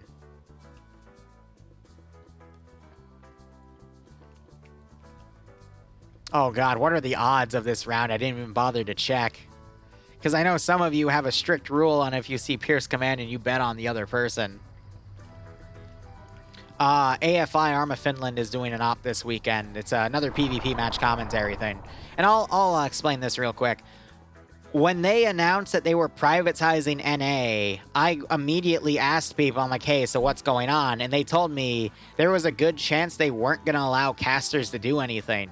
So I spent the next week setting up, doing commentary work in the following 3 categories. OFCRA bonus rounds, AFI, and VTOL VR, which I need to finalize in the setup because now that I had to free up the HDMI cord on my, or port, excuse me, on my 3080 Ti when I built this computer, because I was using an HDMI and an AFI connection for my, I was using the DisplayPort and an AFI, but there's no AFI cable for, am I saying AFI? It's a different connection. Fuck, the big thick white cord that you have to screw in, that one. Yeah, I know. It's not an AF. DVI, that's it. DVI. Fucking hell, I'm getting my terms confused. But there's no DVI slots on a 3080 Ti. So... Did y'all break the server?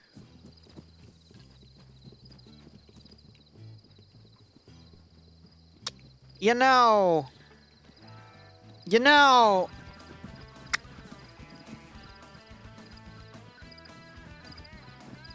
How'd TSB do yesterday? I wasn't in a TSB up here. Oh my god, what the hell?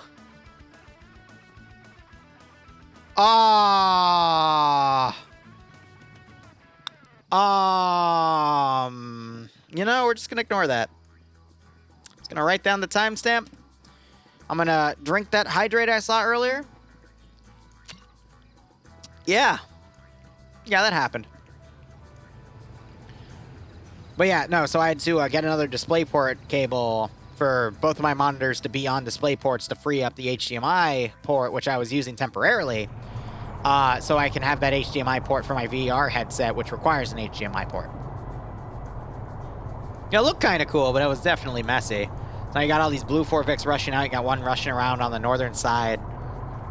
SCPs have breached the containment. Yeah, literally. Good God. So now that I'm freed up to do that, I want to start doing that next week. It's just my schedule for this month is really messy. Bloodway and I, we have a lot of date-related stuff planned. Took too much adrenaline, yeah, right?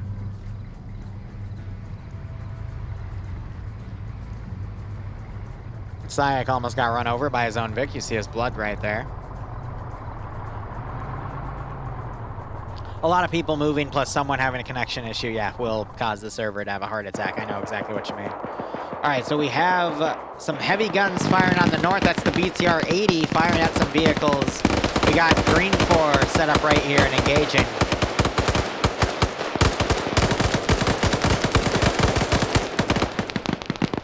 Oh, this is bad.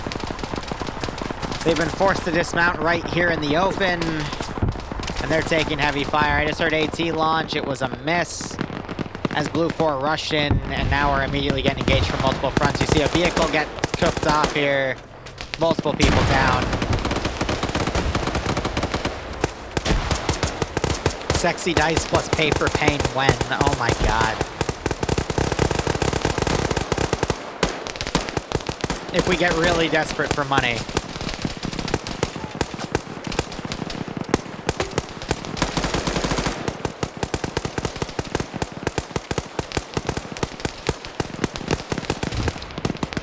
Yeah, I mean, despite all this, let's see, Whiplash, wow, he got picked off immediately. That's unfortunate because he did so well last round. He's the only KIA on Green 4. Meanwhile, Blue 4 have taken 2 casualties in Delta 1 and 2 casualties in Alpha 2. They do have only a 6% number advantage, which isn't that much. And we just saw another guy get killed off. Hi, Dream, you already dead? Oh my God. I assume you're already dead. Not for the yes, you are. Not for the reason. And you're all the way back at base. Did you...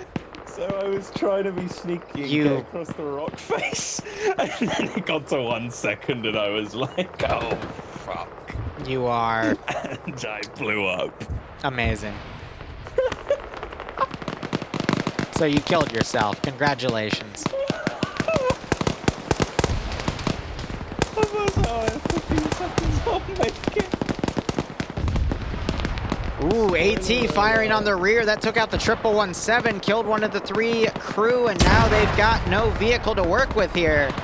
Infantry are just going to be forced to do some large smoke charges here, but they will eventually run out of smoke. This is not looking good for Blue 4. And then you got the Op 4 BTR, excuse me, Green 4 BTR on the northern side, already on 4 kills, and it's going to continue to pick people off.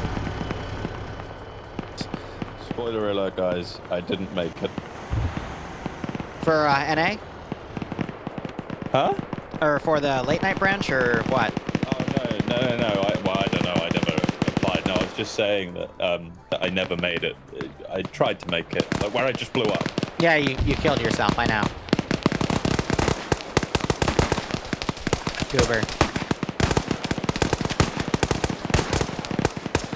Well, I am trying to give Blue 4 some credit here. They are utilizing the terrain to the best of their ability, but it's getting messy. And you're already seeing, oh God, the fucking Scandi Recon starting to send forces up to counterattack on the flank. This is gonna get ugly. It's gonna be a quick round though. Whew. That's good. But, I mean, this is a tough AO here because it is a lot of open terrain, so it's very difficult to work with.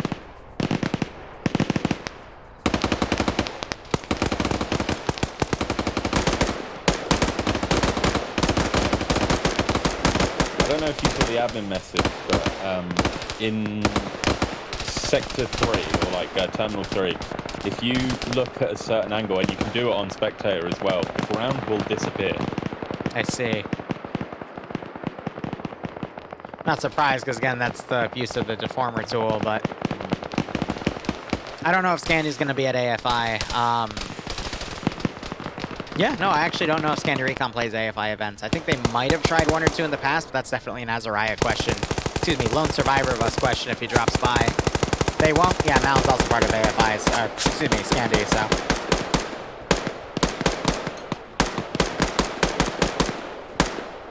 I saw the hydrate, and I just drank. Don't you worry.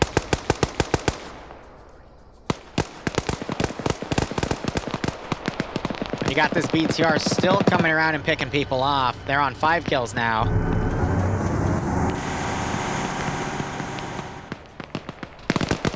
And if you're wondering why it all looks so clean these days, that's because we recently built a new PC. And I just drank the other hydrate, don't you worry. I did both. Oh shit! It is Steve! Steve is here! And he's leading the charge! Go, Steve!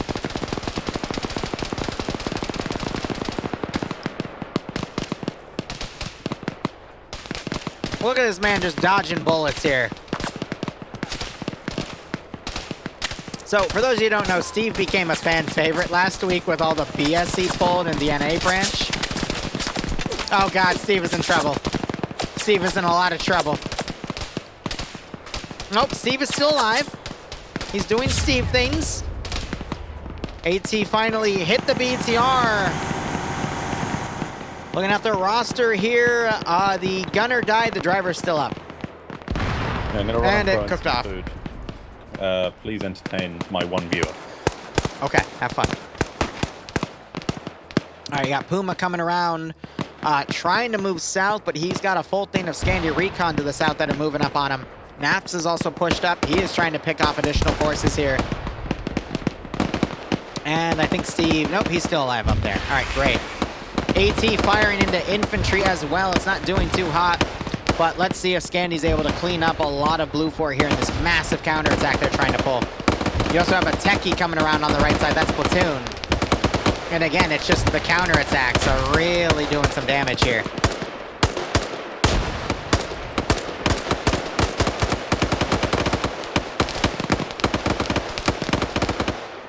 Puma trying to line up some GLs. More AT being fired. Not sure if that just killed someone.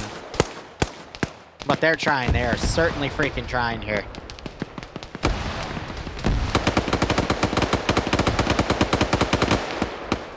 This is just a brutal counterattack at this point.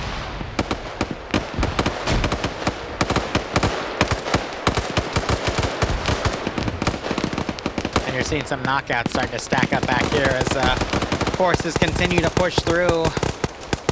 But one little worrisome issue I have here is all of these Blue 4 guys are basically turning to engage at this point. And we might see some green on green situations like here. Naps might not realize he's being engaged.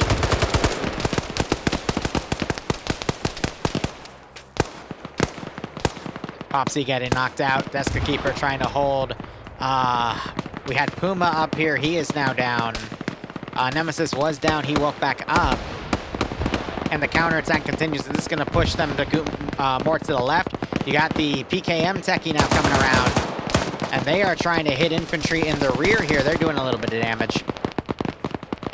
Yeah, I am worried Green 4 overextended, but this is just the force that was defending that Terminal 2, closing the gap, and they're encircling the remaining Blue 4 elements. As you see Blue 4 trying to do another smoke push. Neither side has taken a significant amount of casualties yet, but I'm a little worried based off of Green 4's counterattack that this could turn around.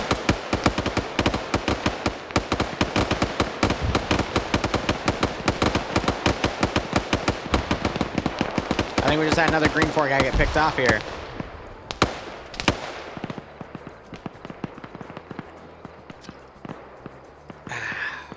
I just did a free hydrate. I don't know why. Swilla somehow doing the medic animation to medic someone else.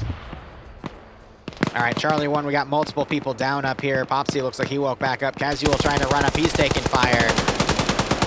Yeah, if he can just outlast the Daedalus, his reload there. Oh, but he gets saved by someone on the rear. Nap's now coming up. He's moving around, immediately starts taking shots. Deska Keeper wakes back up, and wow, that's a great pickoff right there. Now we see only one body over here, which means that techie might have been destroyed. Ah, yeah, so the gunner was picked off. But now you're starting to see Blue 4 charging these positions. Green 4 don't have a lot holding here, so if Blue 4 can continue to move a majority of their infantry in, we could actually still see an upset here. What have I missed? Nothing much. Fair enough. And there's a regular hydrate.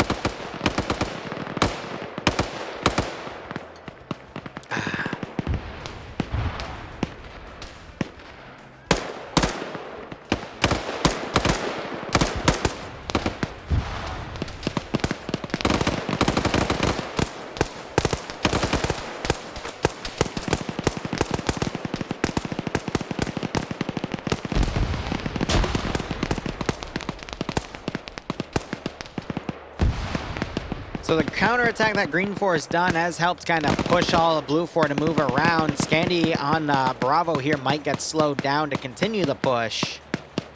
But now it's just going to be all up to Blue 4 to continue and basically come around to the AO, but there's a lot of Green 4 that could potentially stop them. There's a nice little valley to move up on these ridge lines, but could still really go either way here. Blue 4 still has a good chunk of infantry to continue their push, but it looks like Green 4 is pulling all of their forces out to just continue on with counterattacking. JY, I will do so. Jeez, I thought Blue 4 would have been stunned, but it seems like... Yeah, no, I think the counterattack actually helped push and rally all their forces, and now they can keep it going. So how many terminals have they captured so far? None? None. We're only 12 minutes in, though, so it's not too bad. But they've gotten quite far, albeit small map.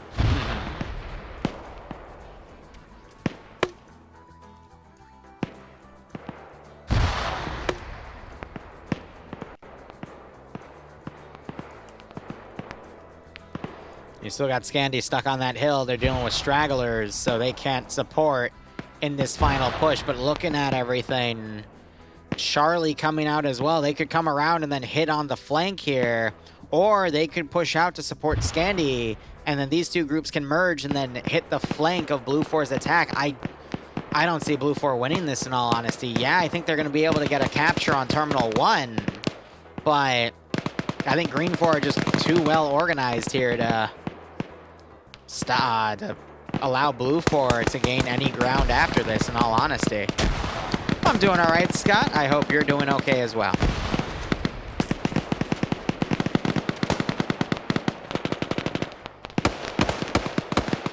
Dream got 0 kills because he is a goober.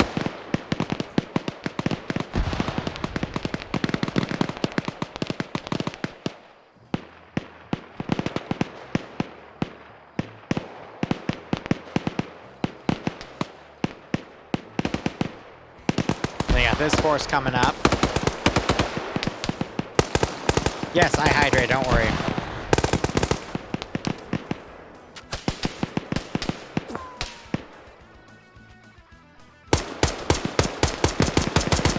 So there's the first hack started. We'll see if Green 4 tries to close the gap here. More Blue 4 coming into the actual objective itself.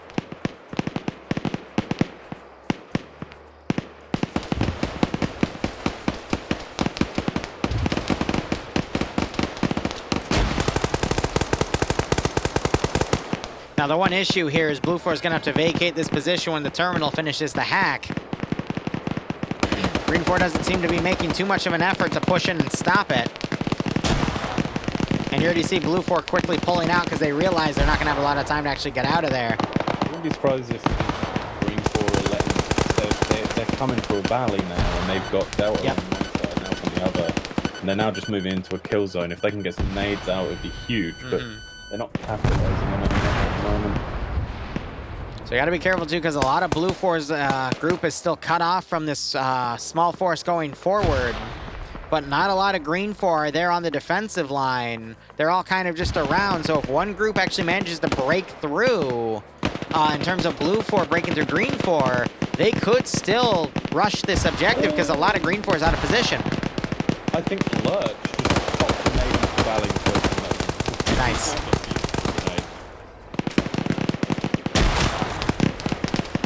I just watched a grenade blow up in some dude's face. Ooh.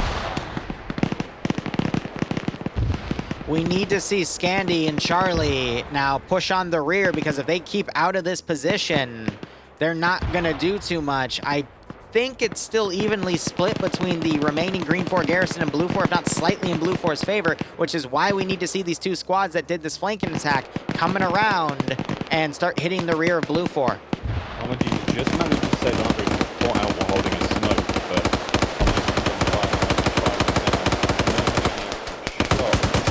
Green 4 hey, kind of dropping one. Sorry to hear that, buddy. This huge force here. Hey, there's always another round. I don't think Blue 4 is going to win this, because now you're starting to see Green 4's kind of reposition their forces here. Yeah, Blue 4, we just saw them get a few nice pickoffs here, but I think eventually we're going to see... Wait, what's Charlie doing here? Charlie HQ. Are they? I think they're moving back to the objective itself to dismount and stop the front push, but that's really risky. Yeah. They're maneuvering to support Delta, who are probably screaming that they're being attacked on all sides when it's just one direction, but... I mean, these are some of the elite players, though. Yeah, Blue 4 were doing real well, but... They did a great... Yeah. Valley oh, Depso just got bitch slapped right there. Now you're seeing some flanking fire from Aim at the Balls. He just killed one guy, knocked out another. Just heard some satchels get fired here as Stark is trying to pick off people on the rear. And now I think we're just going to see a cleanup over the next 3 to 5 minutes, in all honesty. Scandy's mounting up in some Vics. They'll drive into the AO. But this has just been some really brutal CQC in this valley here. Oh god, yeah. Yeah, 418 is just not going to work this time. Obviously, they weren't. I don't know how much or how obvious. Yeah, but now you're seeing that classic Papega aggression just sweeping through the entire southern group for Blue 4 is dead. Yeah, that's completely regular their problem here was coming. I mean, the north wasn't a bad attack, but I think the south would have been much better for an attacking option, because you would have come up in cover onto that hill and been able to set base of fire over onto Terminal 3. That valley tore them apart because they all went through it in a single file line. Yeah. Kicker trying to put shots on Iqbal. He finishes up with Artisan. Oh, some friendly fire going on in the confusion. Now there are only 3, 4, 5, 6 Blue 4 remaining. I think Wise was able to... Someone back there was able to pick off Stark. Don't know who. But, yeah, I saw him disconnect. And now you got, let's see. Everyone pulling back to Terminal 2 there, and now you're just going to see Papega continue to sweep through. Probably done in another 2 minutes total, to be honest. This was a great back and forth. Blue 4 had the right idea, but I think, again, this was one of those AOs where it was kind of scuffed against the attackers from the get-go, and it didn't help that they lost some of their heavy assets in the beginning due to some great AT shots by the defenders. Yeah. I mean, this map isn't bad, and I like the mission, but... Put all those bodies down there.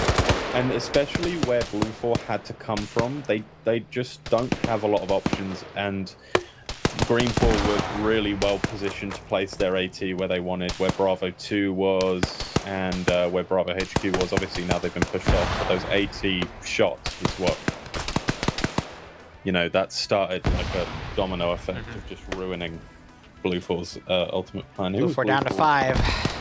Yes. Keen on 3 kills, Holden here. Knocks one out. Not surprised. He's probably talking to KK right now. Yep, they're coordinating a flank attack here. KK can't get a shot. Can't line it up. Hides behind a tiny tree. He's doing a bit of a spray, but it's going all over the damn place. Now, is that Keen? Yep, he's repositioned, gets the pick off. 3 alive, 1 down. And you got Artisan doing a wide flank here as well. Charlie HQ, they've got the 4 up. The PKP. Keen trying to push down. He takes fire from Zen and Mail. Artisan coming up the flank. He's probably going to pick off Wayne, who's trying to hold rear security, but he's not looking at the right angle. One of the blue 4 goes down to Kane. The second one goes down because they also roll up with the PKP techie. 2 alive. Artisan doesn't check left, so he doesn't see Wayne. And now they're pulling back to the left. I'm hoping Cake here catches them because otherwise it's just going to extend the round. Oh, he is. He's moving that way. Oh, but it doesn't matter. Suppressive fire from Scandy on the other hill. Wise running back. K Kim might just dodge him. No, Wise sees him at this point. Yep. To be fair, I don't blame him for not shooting him because it's you're going to be shot from behind. But here comes King. Wise is going to come down and take out K Kim. Yep, K Kim is double tapping. Or he'll drop. Oh, he sees Thompson and Pro Hunter. Wayne's up with him. GL goes a little short. Did hit trying to kick off Thompson there, but Wayne isn't able to line the shot up. Yeah, and Wise throws a satchel. It does not. That was a bad satchel because of the little incline. KK hears it and runs. I'd imagine Papega's going to charge them out. We see a lawn grenade throw right into Artisan. Holy shit! What a fucking net. Here comes KK. KK against Wise. He only had a few bullets left in his mag. Another one. It goes far. It might still. Taker switching to his handgun only to get picked up by King as King gets shot up by Mutant. King killed KK and KK killed the blue 4 guy. So. My God. King's definitely seen him. And he's covered. He's getting friendly fired, but it's a 1v1 at this point, folks. And King is, you know. Yeah. Oh, Wise got the bug where when you're prone and when you try to look up and it automatically makes you look up. That's so annoying. I hate that one so much. Bit of classic blue on blue to end the round. Woo!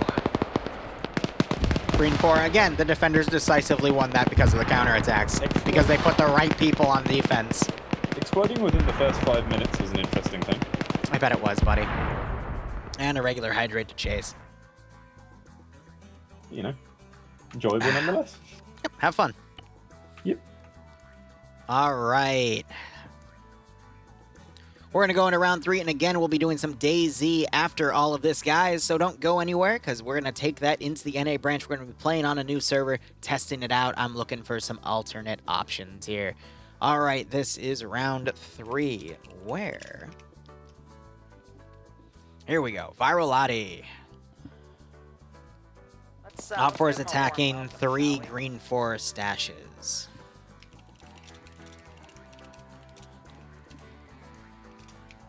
4 caches. 4 has a 5% numbers advantage. That's a pretty low one. That's okay. 2 BTR-80s and MI8. Tongue tied there. 2 BTR-80s and an MI8, while green 4 has 5 Dishkas and a speedboat minigun. Okay.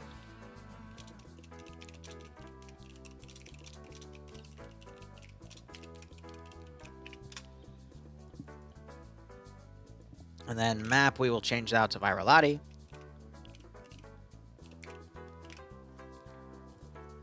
Awesome.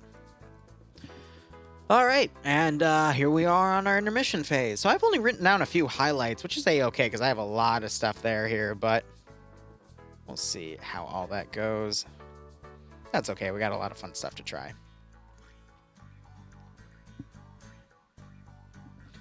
So, how are you all doing? We are on our second intermission here going into the EU branch. We're going to be doing a lot of streaming today. I'm probably going to have to go get another bottle in a second. That's a-okay. We're going to keep the drunk stuff going all day.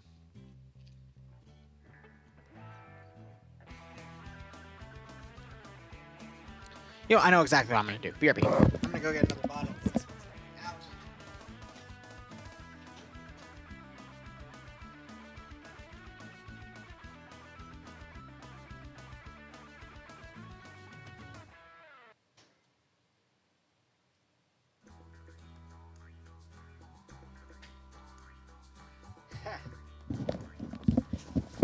So I'll be honest with you guys. I'm also doing a bit of a drinking stream today. I do have to pay. Give me 1 second.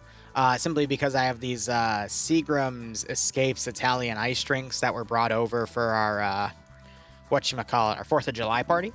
So I'm trying to burn those at this point. Because they're taking up room in my fridge, and I need to get rid of them, so might as well do a stream with them. All right, green 4 defending. Yeah, I mean, that totally wasn't stacked in our favor. Good God. Quite a lot there. Not a lot of points you'll be gaining there, because it's only, what, 12% of the bet was on the remainder, but that is A-okay. Now we're down to about 100 players, so I'll change that in the title. And we'll keep that going. Oh, so many Discord panes of just random stuff, but it's no one that I want to talk to. That's a shame. Whew. Nightstorm, doing good. Looking forward to a long weekend. Downside, I'm on a call, so I can't do anything too fun/drinky. Yeah, I know the feeling of that. Also, next quote-unquote hydrate will let me finish this bottle of Corona, so. Woo! We'll see how they handle the third round here. It says it's an island and bunnies. Interesting. I would love to see a bunch of rabbits running around an island, because then we can make a bunch of Sergeant Fluffers jokes. Wouldn't that be nice?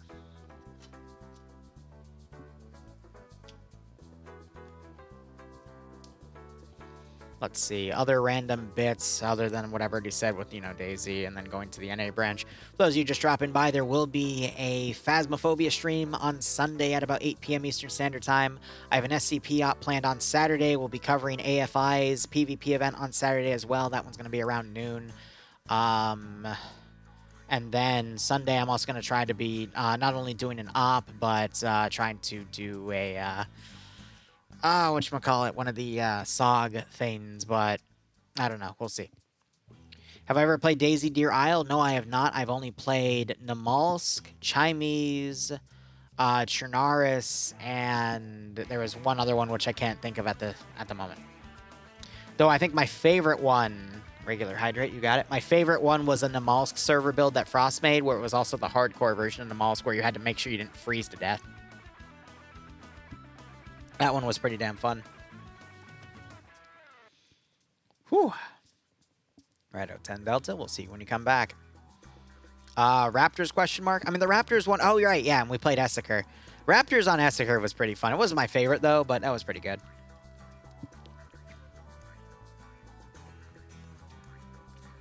But yeah, next week between Thursday afternoon and Sunday morning, I also will not be here because I'll be at a place called Colossal Con. It's an anime convention that's also really just a party con. It's a giant indoor water park with a shit ton of drinks. And skimpy swimsuit cosplay. And let me finish the bottle. Alright. Keeping the buzz going. Now, if you're going to Colossal Con, feel free to shoot me a DM. Wouldn't mind chilling.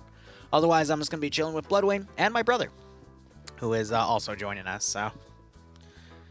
Yadda. That's another bottle open of this weird, what is it? Seagram's blue shit. I don't know. Alright, it's not too bad. They still have not done slotting tonight. That's... What are they waiting on? Usually they are a little quicker to start slotting, so I don't know. So it's a furry convention in the 90s, but without the furry part. I guess? I'm not really aware of how furry conventions in the 90s worked, Yelmis. So you're going to have to fill me in on that. Maz saying British Pierce in the server comments saying America isn't real when he comes from literally Narnia. What? Maz, what the fuck? What? 2 boys versus 1 Greek girl, who should win? Bloodwayne. And also, technically, it's my sister. It's complicated. It's my brother, but preferred pronoun is her. But yeah, it's besides the point. Got you money? I mean, I hope I do. Because that one you do have to spend a little bit, but it's a great way to unwind. Here's the thing about me. I don't really take a lot of vacations unless Bloodwing wants to go somewhere, in which case we'll go somewhere. But I am perfectly fine with working when I want, and then when I want to take off, I will literally just take the damn day off and then grab one of my friends and either just write a frickin' random-ass story for the entire day, or more recently, I'll just chill and watch one of my friends' streams for half or the entire damn day, or just relax with people. That's all I need. Or Bloodwing and I will go out and do something if she has the day off. Nightstorm, yes, it is the Kalahari. But for us, it's in Pennsylvania. But the Kalahari is that is where the con's being held. That's the giant indoor water park there. Oh, shut up, Night Hunter. What do we mean, write stories? Okay, all right. So I am in a bit of a tipsy mood. Here's the deal, guys. I for a little over a decade, for 2.5 years to 3 years, I used to run one of the biggest Warcraft 3 ERP communities out there. And ever since then, on and off, I've had a few people where I continue to write stories and smut like that. For about, a little over a decade now. I'm sorry, what? Yeah, that's one of my dirty little secrets. Another one is I like to tie people up. But anyway, round's gonna begin soon. Yay! Fuck. Oh, that reminds me. I still need to send a fucking message to this small business that I asked for. I need to ask where my fucking rope is. Because it's been over a month, and they still haven't gotten back to me. But they already billed me, so I gotta get that set. Our team shuffled? I fucking hope. I mean, if I see freaking Scandi and Papega together on defense again tonight, we already know who's gonna win for this third round.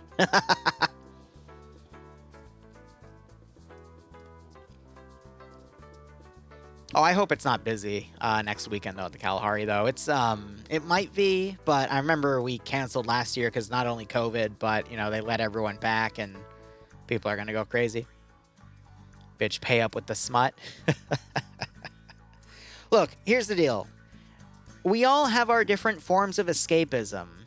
For me, it actually used to be Zeusing, but then I turned it into a business, so I don't really use it for my escapism anymore. So instead, I use it for my story writing with people, and I like to share that with people, but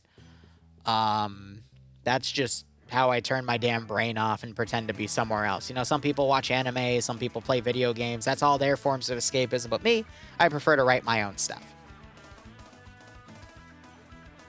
That's just how I am. But we all need our ways to cope. Some people turn to alcohol, drugs, whatever. Me, I just write silly little stories about, I was about to tell you the latest one, but I don't think I can tell you because it's heavily inappropriate, but involves demons and corruption. So anyway, when will this fucking round begin? We're just waiting on this damn shit. Clothing or body art, which we determine to be unfit for a family resort, will not be permitted. Yes, there are some issues where with some people doing swimsuit cosplays, they wear pasties or something, and they usually get kicked out for shit like that. Which is unfortunate, because nothing beats a chick with pasties on, in my opinion. There's another hydrate. Sweet.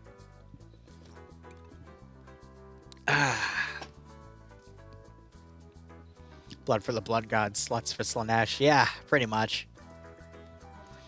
Look, I just have a lot of fun wherever I go. And now that I have my self-confidence back, I've dropped 25 pounds. I'm going to try to drop another 20 to 40 over the next few months. So when I go to KatsuCon in February, you'll catch me in a few cosplays. But some cosplays related to certain hentais or certain Derpixon animations cosplays. I'm going to have fun with it. And then another thing I'm getting into is burlesque, but we'll talk about that later. Yes, I do Shibari.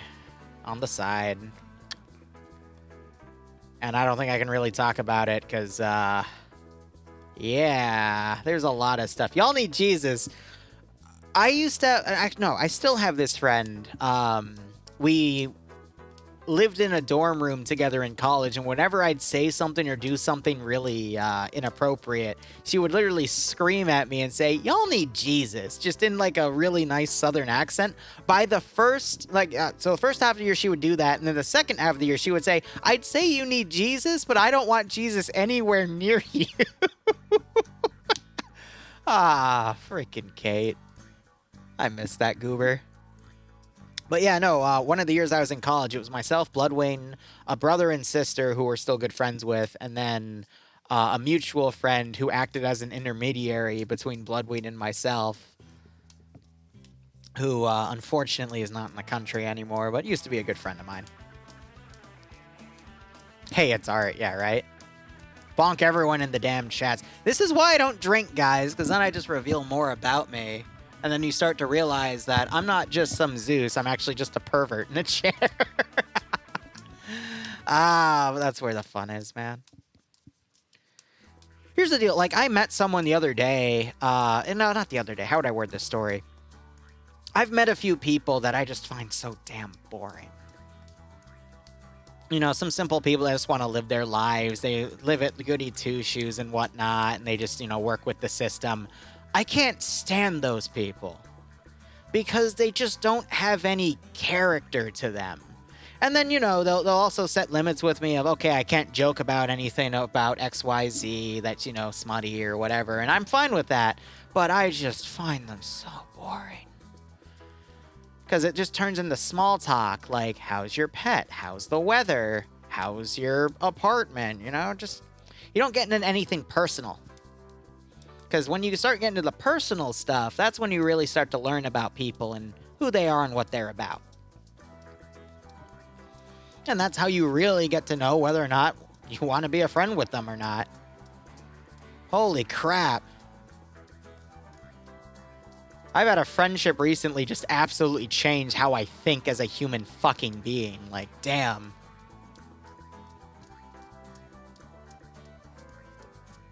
And she gives me good freaking, whatchamacallit, cocktail recipes. Oh my gosh. If you mix orange juice and Kahlua, you get a Tootsie Roll. Literally, take a glass, put 1 part orange juice, and then 1 part Kahlua, the frickin' coffee liqueur. It'll taste like a damn Tootsie Roll. Not even kidding. I was skeptical too. And then it happened. I tasted it. I'm like, what the fuck? Coffee liqueur and orange juice makes Tootsie Rolls. Who knew? We'll do prediction in a second after I load in. I usually wait till map screen. If I knew half the people you knew, I'd be scared. That just intrigues me, buddy. This is why I also say, though, if anyone's ever around Fairfax County in Virginia, Northern Virginia, feel free to hit me up and I'll fucking buy a beer with you. I got a few good places, but I like to be social. I talk about milkies. You mean titties, Maz? Bloodway, I agree. Titties are amazing. But anyway, all right. Round 3. Let's start up with the prediction, guys. Now I gotta actually focus on doing my damn job here. Let's see. EU round 3. Attackers are up for. So give me 1 second, because I gotta change all this up.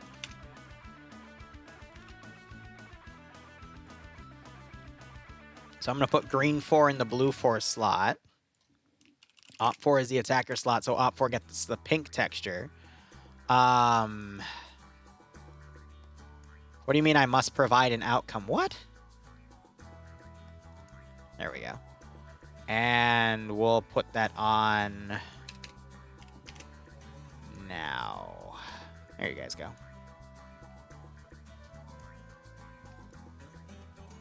Look, I'm going to be honest. I could tell you all some stories, but they are definitely not Twitch appropriate.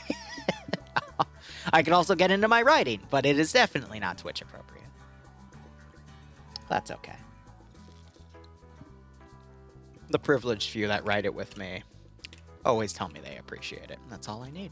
Regardless, let's get into the mission before I say something stupid. Anyway, this is a simple operation made by Depso. Background is, after being quickly overwhelmed, Independence fighters retreat to the other side of the lake. Now they wait for the enemy to arrive. Area of operations, bushes and water. There's something to be said about that, but I won't. Anyway, it's a simple cache destruction. There's 3 caches. They have to destroy them. They being Op 4 as the attackers, because I believe Green 4 is defending. Mission variables here, 1,400 meters render distance. Defender points is 185. Default points is usually at 125. So that is, what, 60 additional points on the defense side? Nice. Anyway, medium anti-tank. Sorry, I completely blanked on something.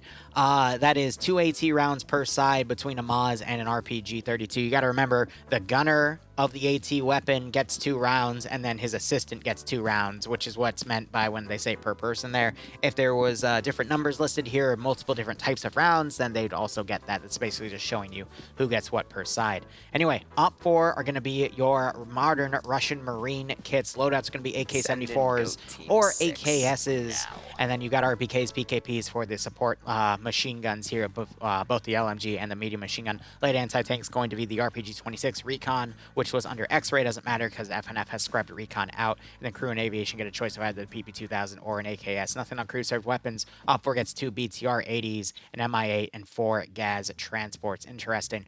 Now, we're going to go ahead and look over at the Op 4 side. We have Vagrant commanding. Steve is going to be leading Alpha. I know some of you like Steve here. Kabubi is going to be the medic. Olaf leading Alpha 1 with Sam, Circles, Lolo, Mutant, and Ghoster. Under him, under Alpha 2, we have Andiri leading Holo, CH, because Yaroslav I can't always pronounce, Warkus, Pyros, and Kale.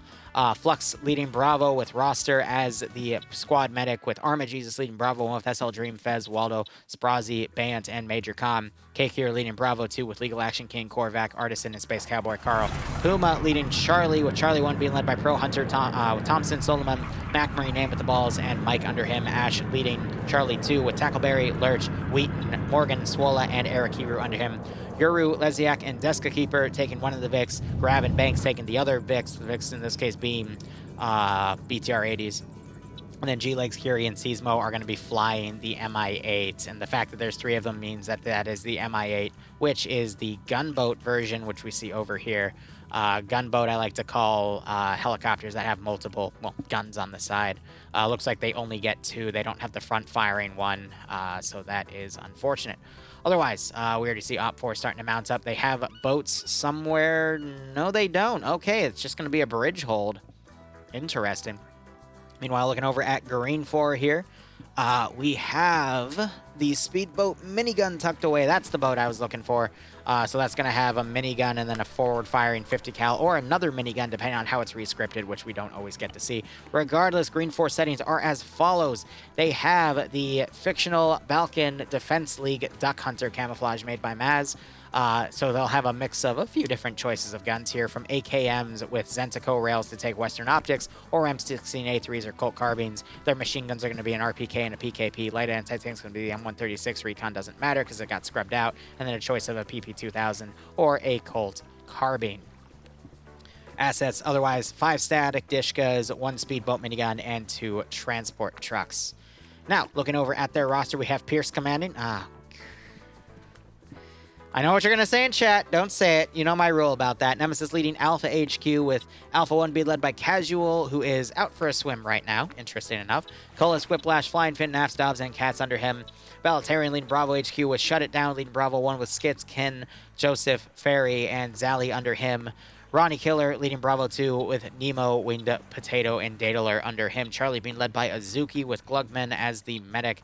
Charlie 1 being led by Gyip with Wise, Hunavar, Good Time Saddam, Mike, Norris, and Wayne under him. Famfo leading Charlie 2 with Timex, Sayak, Sushi, and Depso under him. Shun leading Delta 1. Looks like they've merged all of Delta 1 together, so he's got Fawns, Nolik, Mail, Mittens, Raposo, Newton, Rodrigue, Blast, Heartseer, and Ant under him. And then Fred and Guardian Zine are going to be taking the speedboat minigun. Caches are in the following 3 positions, which I don't think any of this was terrain deformed, actually. This was all just custom place stuff. We got 1 cache in this area. You got to remember, guys, the attackers only see this green area here in the circle. They don't see where the actual cache position is. Only the defenders see that, so they still have to search the area. And all 3 of these areas appear to just be little custom place camps and whatnot that Op 4 is going to have to hunt for. But Op 4, they have 2 options for their transport. They can either take the BTRs and try to swim across, or they're going to drive up to this bridge here and try to assault it, which appears to have a wrecked train on one and then a flat thing on the other. Interesting. I do appreciate the detail here. But regardless, it's going to be a rush to basically control the checkpoint. We might see the speedboat minigun take a position to immediately also lock it down. Might also put a squad in it to quickly lock that position down. They cannot blow the bridge up. I do not believe so.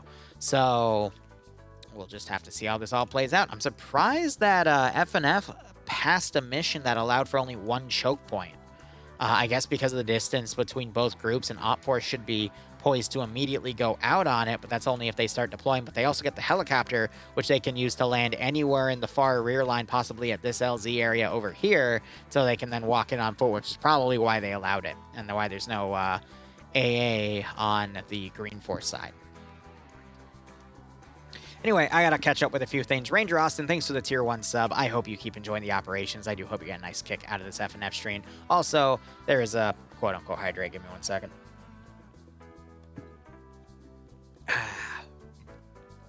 Few key players to look at here. We do have Scandi Recon on Alpha 1. We do have Papega on the offense on Bravo, which is Papega's strong suit. Scandy's been doing some great job counterattacking tonight, but with Papega on their strong suit, I don't know if that's gonna... It's probably even itself out, in all honesty.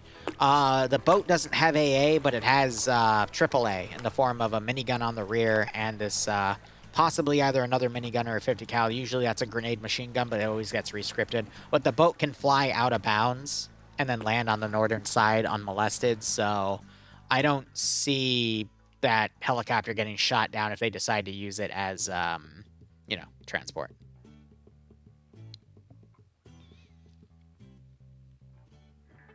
One second.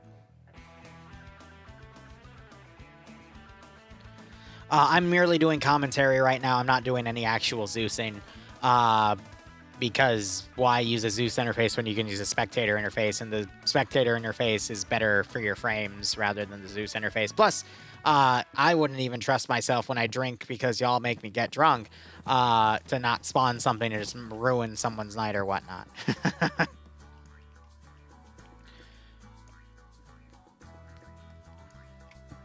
Now, concerning this bridge, to get vehicles on it, there is a little bit of a weird angle that they have to drive at to eventually get up on it, but it is still possible. The train bridge is completely out of the question because it's been blocked, essentially.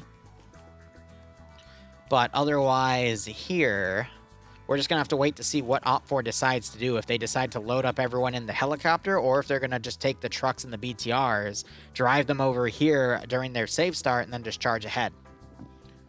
Pierce is commanding Green 4. And I'm going to be honest, when Pierce is on defense like this, I wouldn't expect him to pull what, you know, we call as a Pierce play. But I think his teams are going to be fine. We're probably going to see Green 4 try to rush infantry over to hold that bridge. The remaining forces, I don't know. We could have also potentially saw some infantry load up on the boat, and the boat head over to deploy additional units, but I don't know. Just from the fact that this is a little over 100 players, I feel like Green 4 should forego one of the objectives and hold only 2 of them to not risk stretching themselves out too thin. But we'll just have to see how this all plays out. You demand sexy dice for pay for pain, but instead of something sexy, it gives something horrible and torturous to the player base. That's not a bad idea. I'm not going to remember it because I'm tipsy, but that's not a bad idea. Really, how are the frames for that many people? You tell me, buddy. This is 104 people on the server right now. Now, I will admit, we're biased because I'm running a beast of a computer. Admittedly, on the previous computer, that number would be about 40 to 50 right now. When the action begins, it would sometimes dip to around 30. This computer, it's probably going to maintain 40 plus. So it's going to look smooth constantly. I have not seen a single frame drop since we moved to this computer on any of our PvP commentaries. For Ops, I have also noticed something similar. The only time it got a little laggy was when we were on a part of a map that was super laggy. CPU, I mean, just do the PC list command. Because I never say it right. It's either a 127 or a 129. One of those doesn't exist, and the other one is actually what it is. You got to remember, though, for Arma 3, the best CPU you can get is one that clocks the gigahertz frequency as high as it can go for its primary core, because Arma does not do multi-threading properly. So games that allow for, not multi-threading, hyper-threading, excuse me. So, you know, games like Cyberpunk or, you know, more modern ones that allow for hyper-threading to be utilized properly for all the cores can fully take advantage of that system, but Arma 3 cannot.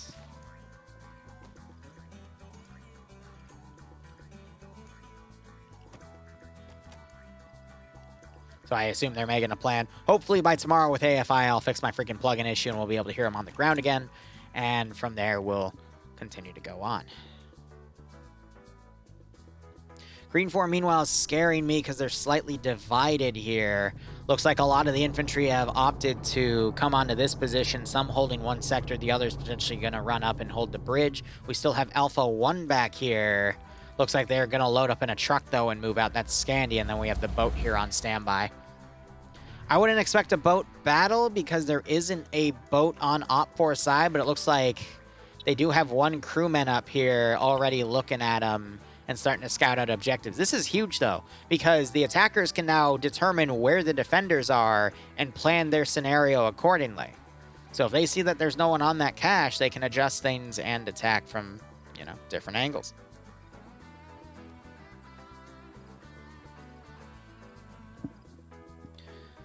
So yeah, they see all of those guys stacking up on that sector, so that'll start giving them the data that they need. But again, I think Op 4, the smartest thing they can do is just cross the damn bridge and then attack left to right and take everything. Don't divide your forces on the helicopter, because that's just going to complicate things. Of course they're going to do it, though. So they've got a near fully loaded chopper back here, so that's going to probably deploy somewhere on the far northern side, and then they're going to take another 10 minutes to walk in the AO, and then these remaining forces are still staying back here. They could do a chopper lift, though, and move all the forces on the northern side of the AO and adjust accordingly, but who knows. I'm hoping that the Mi-8 doesn't have a mechanical failure, because otherwise, well, everything's SOL.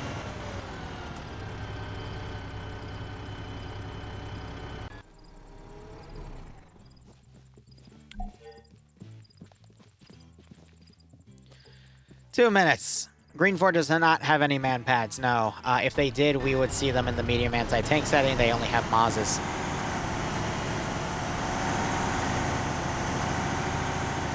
No, the Mi-8 does not have the ability to fast rope vehicles, but that would be really nice.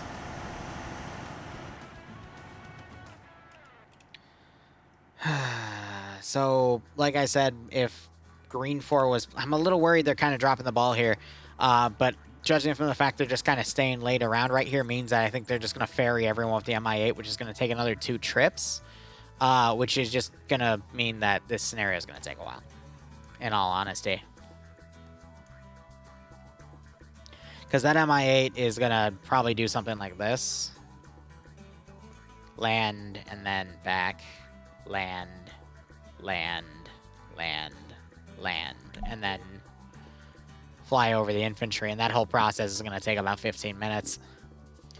So I doubt this will go to time, but we'll just have to see. It could be close. Now, I never want scenarios go to time, because that usually means we're just doing a lot of waiting around as, you know, some units start to reposition. However, we sometimes get the treat of it gets to a last stand where it's only a few guys on one side versus a few guys on the other, and every action counts. But so far, they've just been 2 stomp outs by the defense. And it's quite possible we'll see another stomp out, but you already hear that Mi-8 spewing up.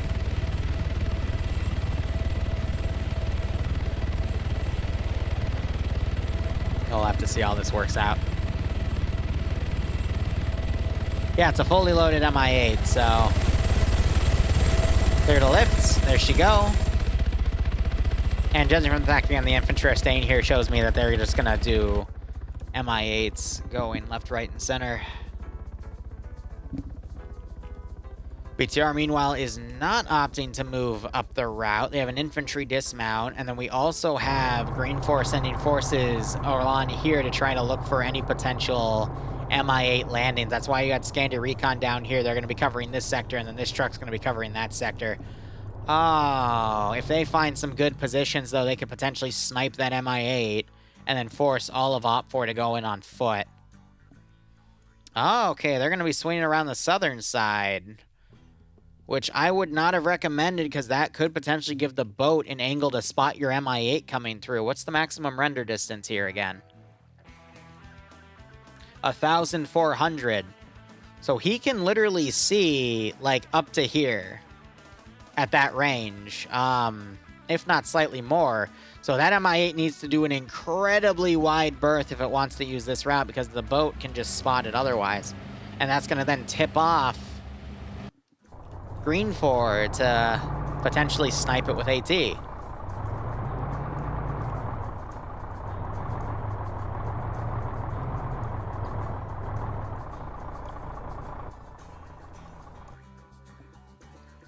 .9 to 42.6. That is a pretty well split there.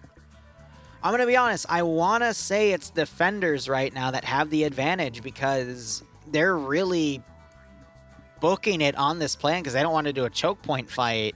But the reason they have the 2 BTRs is to fight that choke point. So now it's just a matter of where is that MI8 going to land?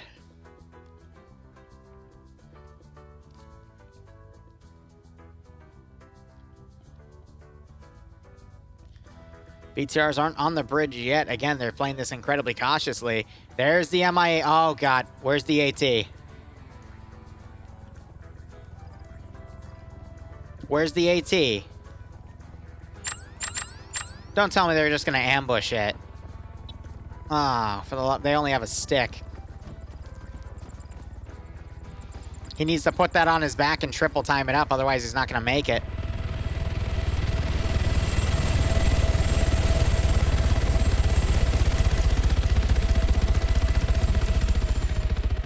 So Scandi is going to get their freaking dicks wet first. Yeah, not surprised with this plan one bit. Now, here's the question. In their shoes, does Green 4 wait to see if the chopper is going to land another force? Or are they just going to go aggressive right off the bat? I think they're just going to go aggressive right off the bat, in all honesty, because there's no guarantee that that chopper is going to come back with more people.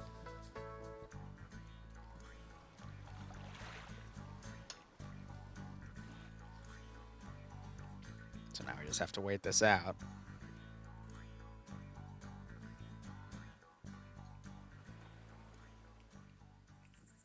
Whiplash is up ahead.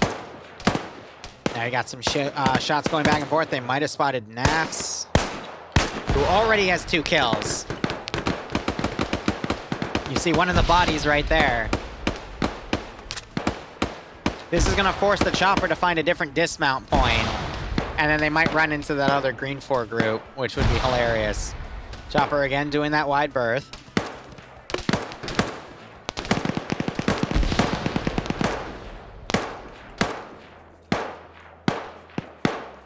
This is the type of environment that Scandi can really excel at, though. This CQC level stuff. There's Whiplash getting that 1 kill. He was under the freaking tree to get that. So Casual has been taken out. He was up on that corner. The group they are fighting, though, has taken 3 casualties. So this is all of Alpha. And Steve is also dead, unfortunately. So we're going to have to see Scandi do some counterattacking here. In the distance, I think we hear the BTR. Nope, that's the speedboat minigun engaging. Random. Oh, it's firing up at the helicopter to try to stop her from landing.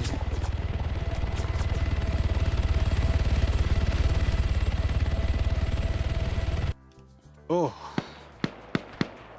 Mutant got knocked out. Nemesis carrying on the left flank here. Mutant wakes back up. In total, this is a 1, 2, 3, 4, 5, 6, 7 versus 1, 2, 3, 4, 5, 6, 7, 8, 9, 10. There's 2 triangles right there. Speedboat has to lead more. Yeah, but at that range, it's really difficult for them to tell how far to lead.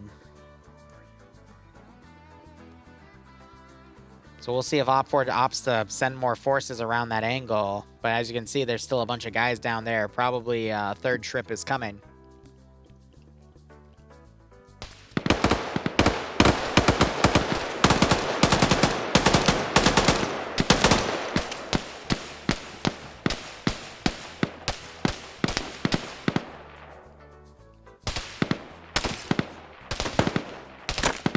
Op4 marksman trying to fire up there. Can't seem to find a good angle, though. And you're going to start seeing people disconnect as they get taken out. Lolo doing his best here. Unable to line up a shot on Cullis, who is now adjusting. I thought Nafs was the marksman up here. Did he get taken out? Yes, he did. Okay, so it might have actually been Lolo that made that shot. But he does not have the kill. Now you got Nemesis firing on the flank here. Whiplash is still up here on the front, holding the picket and stopping them from advancing. F.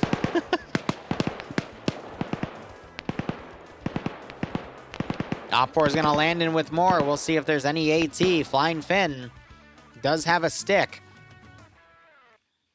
Could make the shot.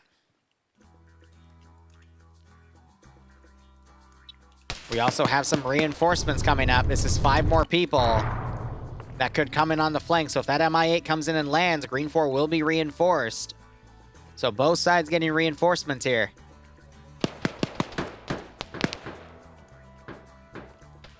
Shots on the street here. It's going to cut Dobbs off. Mutant taking fire.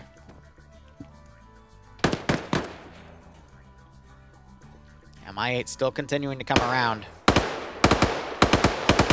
Suppressive fire from Kale coming up to that position. That's forcing Cullis to pull back a little bit. Now you hear that chopper coming in. Will Finn hear it? He has to hear it at this point. He has to hear it at this point. Finn. Finn! Fuck me, Finn.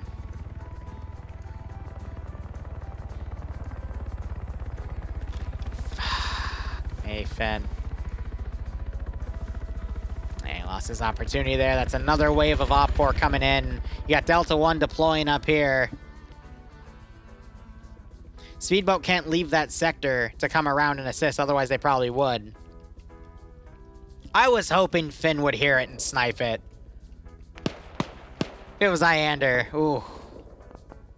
You hear some shooting down on the bridge there. That's probably some of the heavy guns or the speedboat minigun firing. Also some of the Dishkas potentially firing as well. So Op4 just got a boon of reinforcements. They're moving along the right flank. These are the elite troops. This is Pepega. And they might smash through these 4 or 5 guys.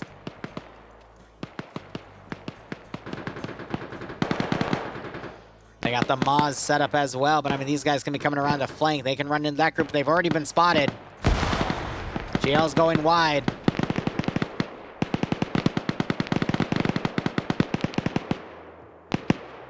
Can we start a fundraiser for Finn to earn an ear exam? Oh my god.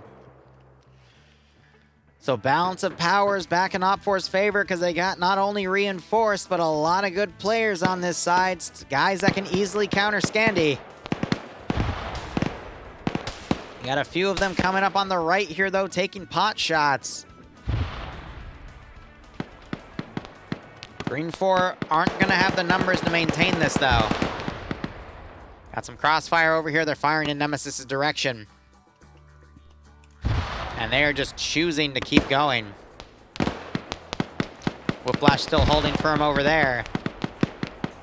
Looking at this group, Dobbs and Katz have also been taken out.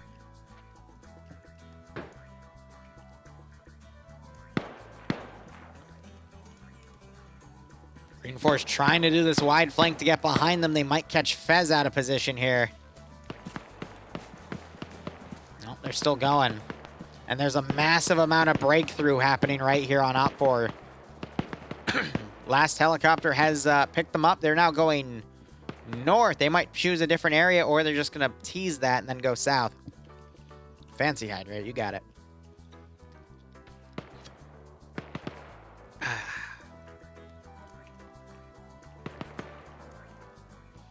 Continuing to move around. Benny's doing some wide suppression on these guys as they maneuver. That 5-man team is not really going to be useful. Might come in the rear and sandwich some of these remaining Alpha defenders, but Bravo immediately rallied and moved out of this position. What I would like to see, though, is this 5-man team get into position with their Maws to snipe the helicopter as it comes in.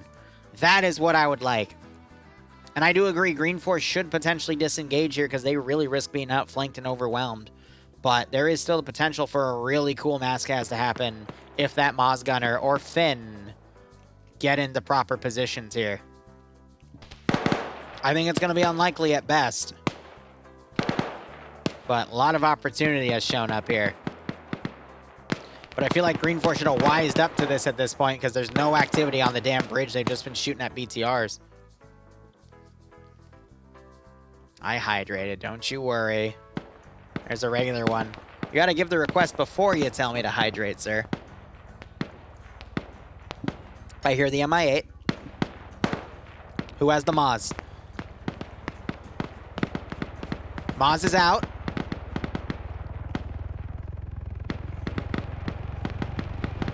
Oh, please, for the love of God. No way in hell you'd make that shot.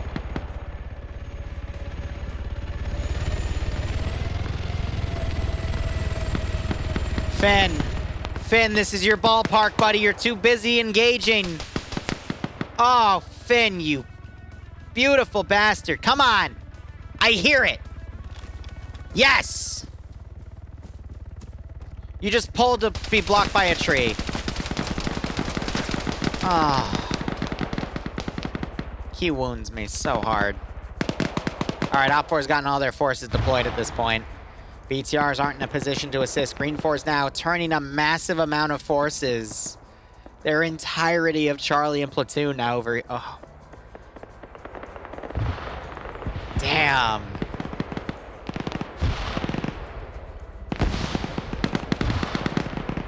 I'm a little worried about Green 4 here, because all of their side forces here are getting hit pretty hard.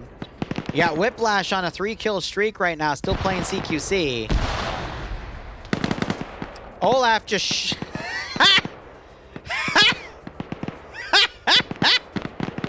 Of course you did. Why wouldn't you? Oh. Mwah. Brilliant. Chef's kiss to that one, Chief. Yeah, so they spotted the chopper up there. It's just going to be running distractions, interference. You know what would be really funny is if the chopper actually goes and starts landing on the LZs. They're going to get shot at by the speedboat minigun, though. But look at this. You got Op4 now charging the remaining Green 4 positions. You got this fight that's about to take off here. Lurch getting picked off by a marksman.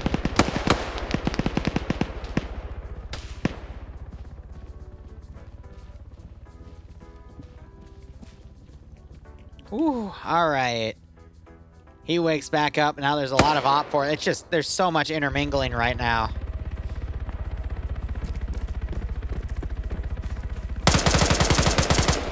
Circles got pushed and engaged. Double tap quickly happens there. Mutant, I guess, didn't see it through the smoke. I think that's 4 for Whiplash.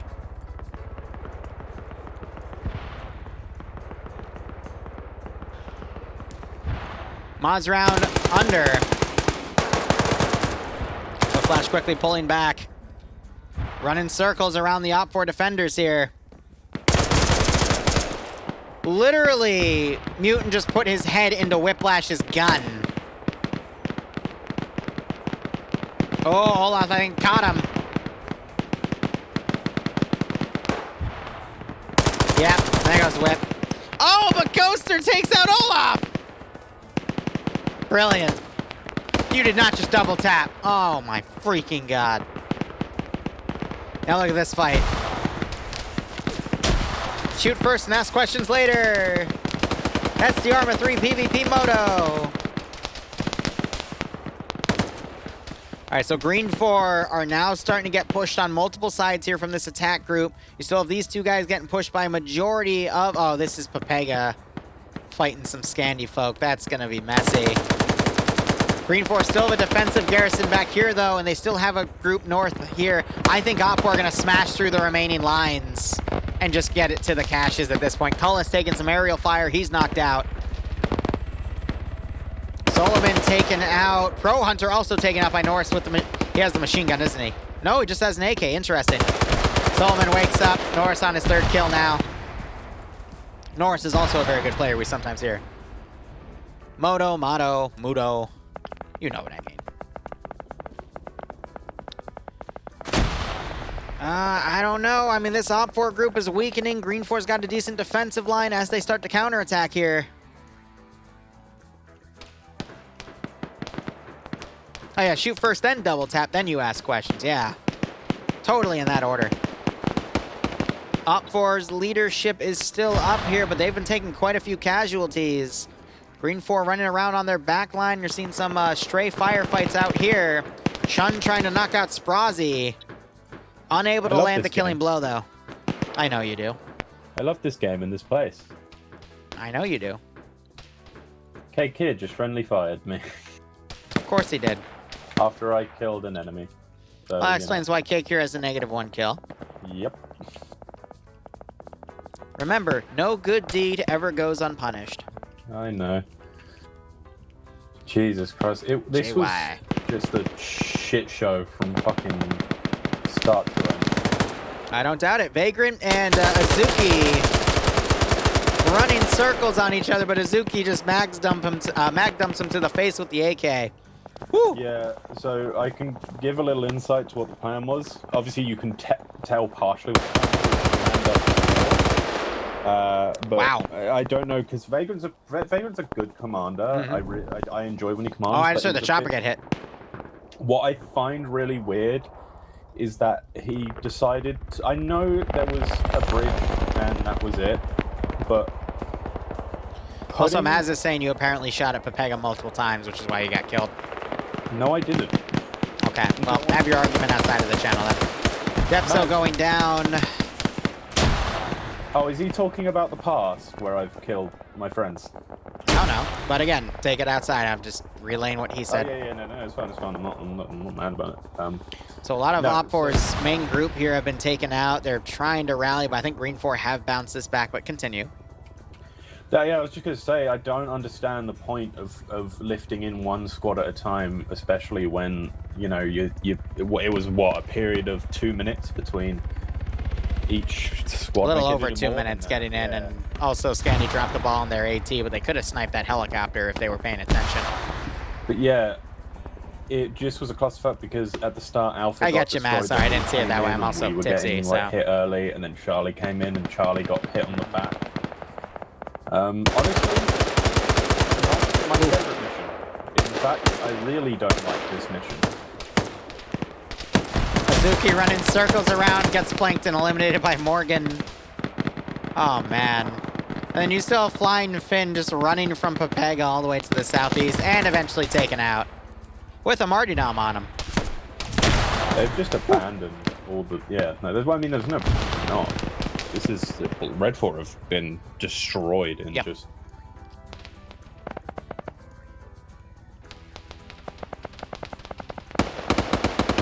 Oh, I got kills now.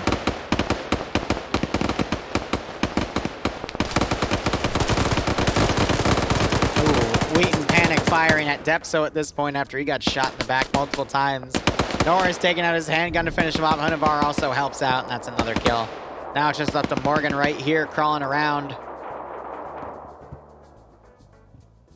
Oh, dear. Pretty nasty meat grinder.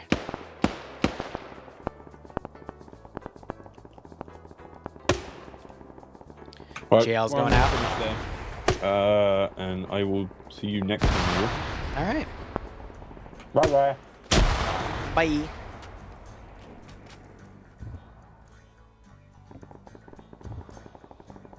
Yeah, I think there might be a little bit of blue, or I guess green on green in this instance. Looks like one of the BTRs pushed out. It got taken out because Kiri's unconscious in there. Other BTR still on the southern side, possibly fighting with the speedboat minigun. Speedboat minigun won't have anything to take the BTR out, though, because based off the sounds, it sounds like it only has those 7.62x5.1 NATO miniguns. There's the other BTR smoking after it tried to push through these Bravo elements here. Now looking back, you have Morgan still alone right here looking around. Maybe he'll get up and see him. Hey, Dream, thanks for the raid, buddy.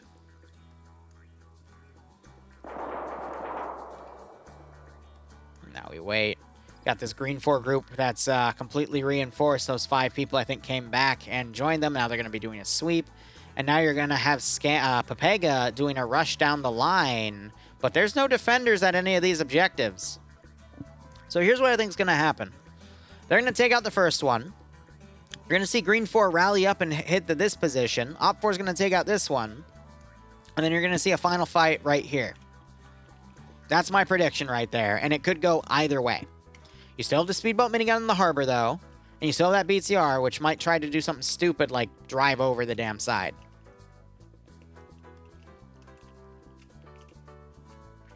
Morgan, shoot him. Excellent.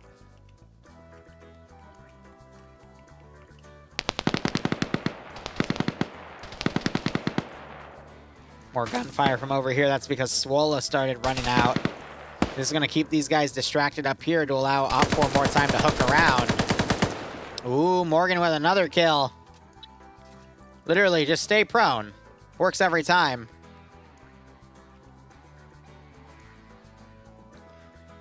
Yeah, so that's exactly what I'm saying. I think these guys are going to rally to there. You might see G-Legs do an upset on one of these objectives, but Valitarian and Zali are already there. It could really swing either way because Green 4 have committed everything to counterattacking, which granted, the other 2 objectives had something similar.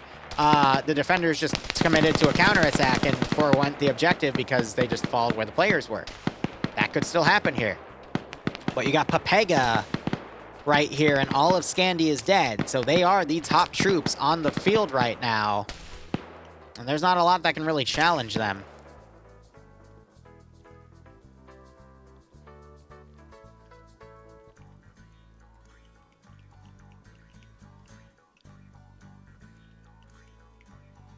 Right.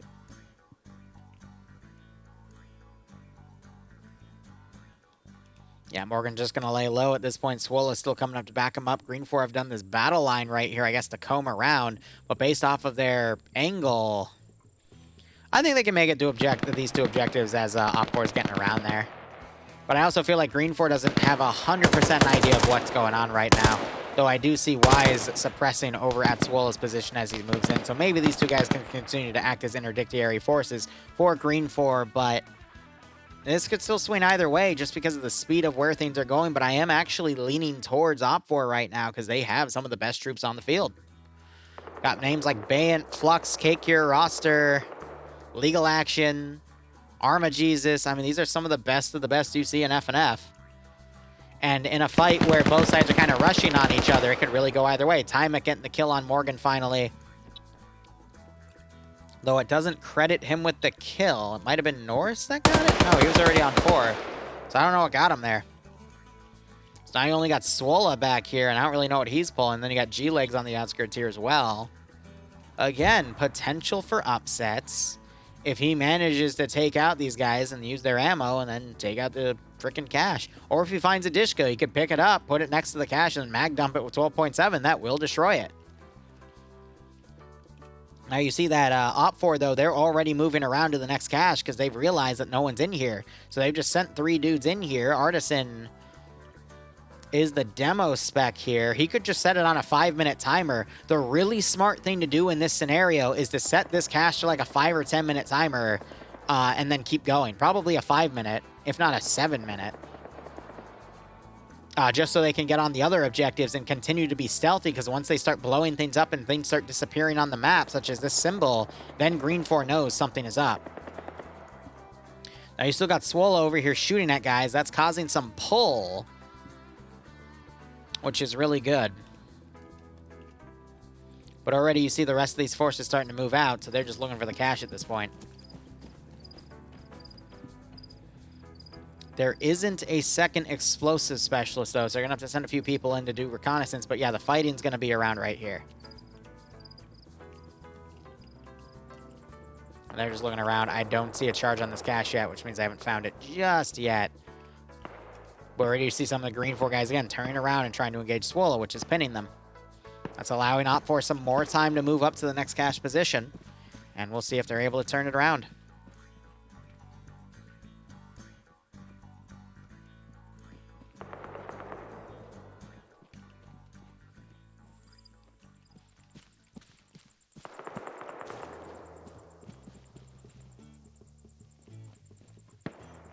Maybe. All right, Artisan's on the cache. He's putting charges on it. I would put 2 for good measure, but sometimes they can get away with just 1. G-Legs, he was found and killed up here. That's a shame. Sally got the kill because you see the kill count on him. That is indeed a shame. All right, these forces are going to continue moving otherwise.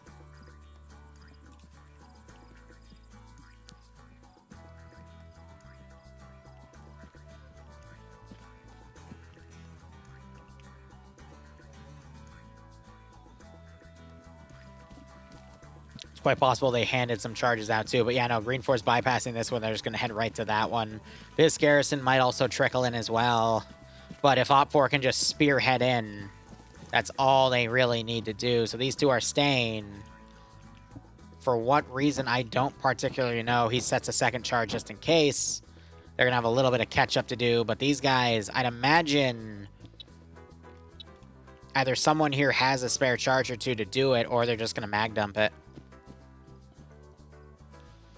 Yeah, Swola is also an explosive specialist, so... Now this fight's going to get a little tougher, though, because all of Green Force converging on this final AO. And we're going to have to see the elite players earn their namesake.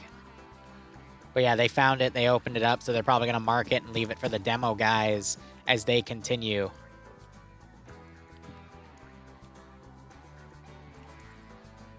GP25s can detonate cache, but you gotta be careful with GLs because you have to have the range to fire the GL at it, so not only that it doesn't kill you, but if you're too close, it won't det the round itself. So you gotta maintain that range. But this is buying Green Force some time. Swola might be a little lost here. He's going in the opposite direction.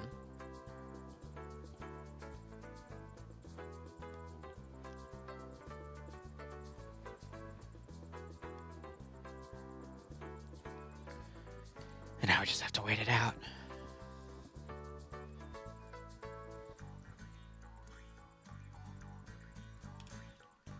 Greenford certainly taking their time here. They'll probably set up a defensive line in the internal perimeter of this position. You got the sandbags, you got the Hesco berries, you got the towers.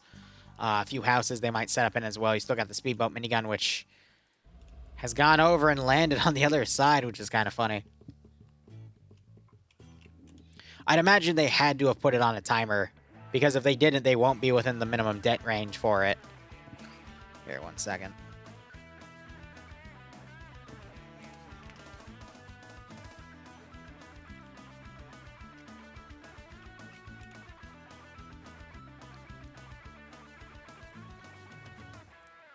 Yeah, now we're just waiting this out at this point.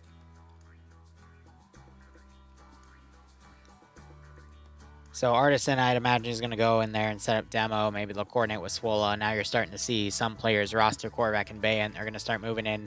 Green Force setting up defensive lines a little far from the cache. This could allow for these guys to move in, but this is all going to depend on timers of the explosives. Or they made a rookie mistake and forgot that they have to be within a certain range to cook off the explosives.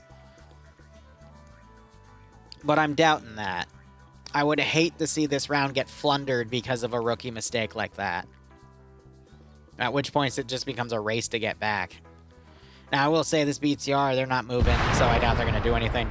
That was a misdetonation. I think they might have only used 1 charge. No detonation on this one, I believe. Yep, those 2 charges are still there. Highly unfortunate.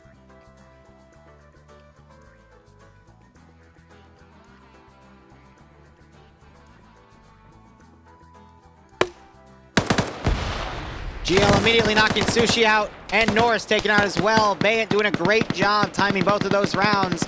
Another GL coming in. I think that was only a smoke or a flare round. I didn't see a detonation. There's that one being destroyed. They used a thermite grenade on it. There's the pop-up. Another well-placed GL by Bayant. Man's already on 3 kills with all that. How's Korvac doing? On none so far. You're hearing those GLs go off. There is that one going off, and now Op4 is going to full send their remaining forces here. All of Green 4 is probably going to start panicking and moving up to this position, but to the actual cache, the way is pretty clear here. Speedboat miniguns, I have no idea. They're just randomly firing over there, but they left forever ago. It's a good guess, but it's immediately evaded because of that speedboat. It needs to come over and support from close range. Roster taking fire as Mail holds that fortified position.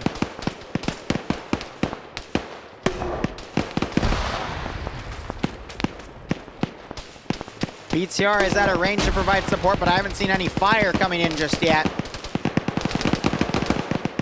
Korvac rushing up. Flux down on the northern side. We have to watch where the explosive specialists are. I'd imagine Artisan's out of a demo, but Swola will still have some. Now you're seeing that BTR start to deliver flanking fire. It's going a little high. Mail gets blown out by Bayant. Bayant here on 4 kills so far. Gets a 5th.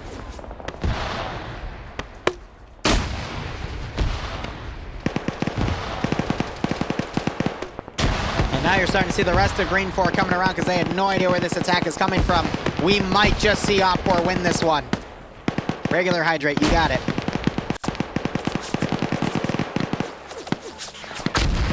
AT being fired from a Maz, minimally effective though. There is a Dishka right here that could be brought over to the cache to quickly destroy it. Suppressive fire coming in a little too close at this point. Other hydrate, you got it. You see some fire going all the way up to these guys. And some fire over other friendlies' heads here. Korvac laying low. Right next to him, he's got some Green 4 guys. This position is getting swarmed at this point. Here's gonna get shot in the back of the head. Hillary Clinton style by Roster. Korvac also holding the flank. I mean, this is just a sweep. This is an absolute bloody sweep here. I was slouching my chair, I apologize. Now you got Mittens, these 2 guys holding this spot, only to be breached, and a double kill by Roster. Cash secured. Mr. Perfect Jeff, thank you so much for the 7-month resub. I hope you keep enjoying the operations. I hope you get a nice kick out of this scenario. And guys, when I say Pepega are the elite troops, this is what I mean. This is the most perfect example I can give you of Pepega. Someone just tried to fire a Maz round at the BTR because decided to go amphibious. Flux is now mag dumping. It's over. And there it is. It took a few casualties. Bayant eventually went down, but with 6 kills, and that's over. Oh, I didn't see it, Despo. I'm sorry, buddy. Was there a rabbit? There's probably a rabbit there. It was Sergeant Fluffers was there. God damn it. I missed it. I am so sorry. Nonetheless, guys, we're going to transition to some DayZ. I'm going to pay out the predictions, and we'll go from there. So we'll also be back for the NA branch in a little bit. So we'll see how things go. Just replying to someone there. I'm going to go AFK and mute myself in this channel. I blame the speedboat. I mean, it was bound for Op4 to win, or excuse me, Green 4 to win, but then they just fumbled the objective and allowed Pepega to do Pepega things, you know? So that is A-okay. There's the 3 minutes going down, and now I need to set up for the next remaining stream. So last thing I will do, I'll never know what it was. All right, Dep, so well, hopefully you run it again. Let's pay out the final poll here. That was a 50-50 split. And there we go. Now I'm going to go ahead and throw the stock image up, and let's go ahead and transition to some DayZ. Now, if we're doing DayZ, that also means I have to put up the handy-dandy extensions. So that will go up in a moment as well. And boop to that as well. And we'll see how all of that goes. What else do I need to put up? Right. A little bit of transition here as we now go into the extensions, and we also turn on our handy dandy sound alerts because I know you people love to mess with me when we do Daisy stuff. So let's go ahead and adjust things. I'm also going to need to open Discord so I know which server to specifically go to here. And let's go ahead. We're going to be trying a new server out today. And that is booting now. Excellent. And we'll go ahead and hit the play button there.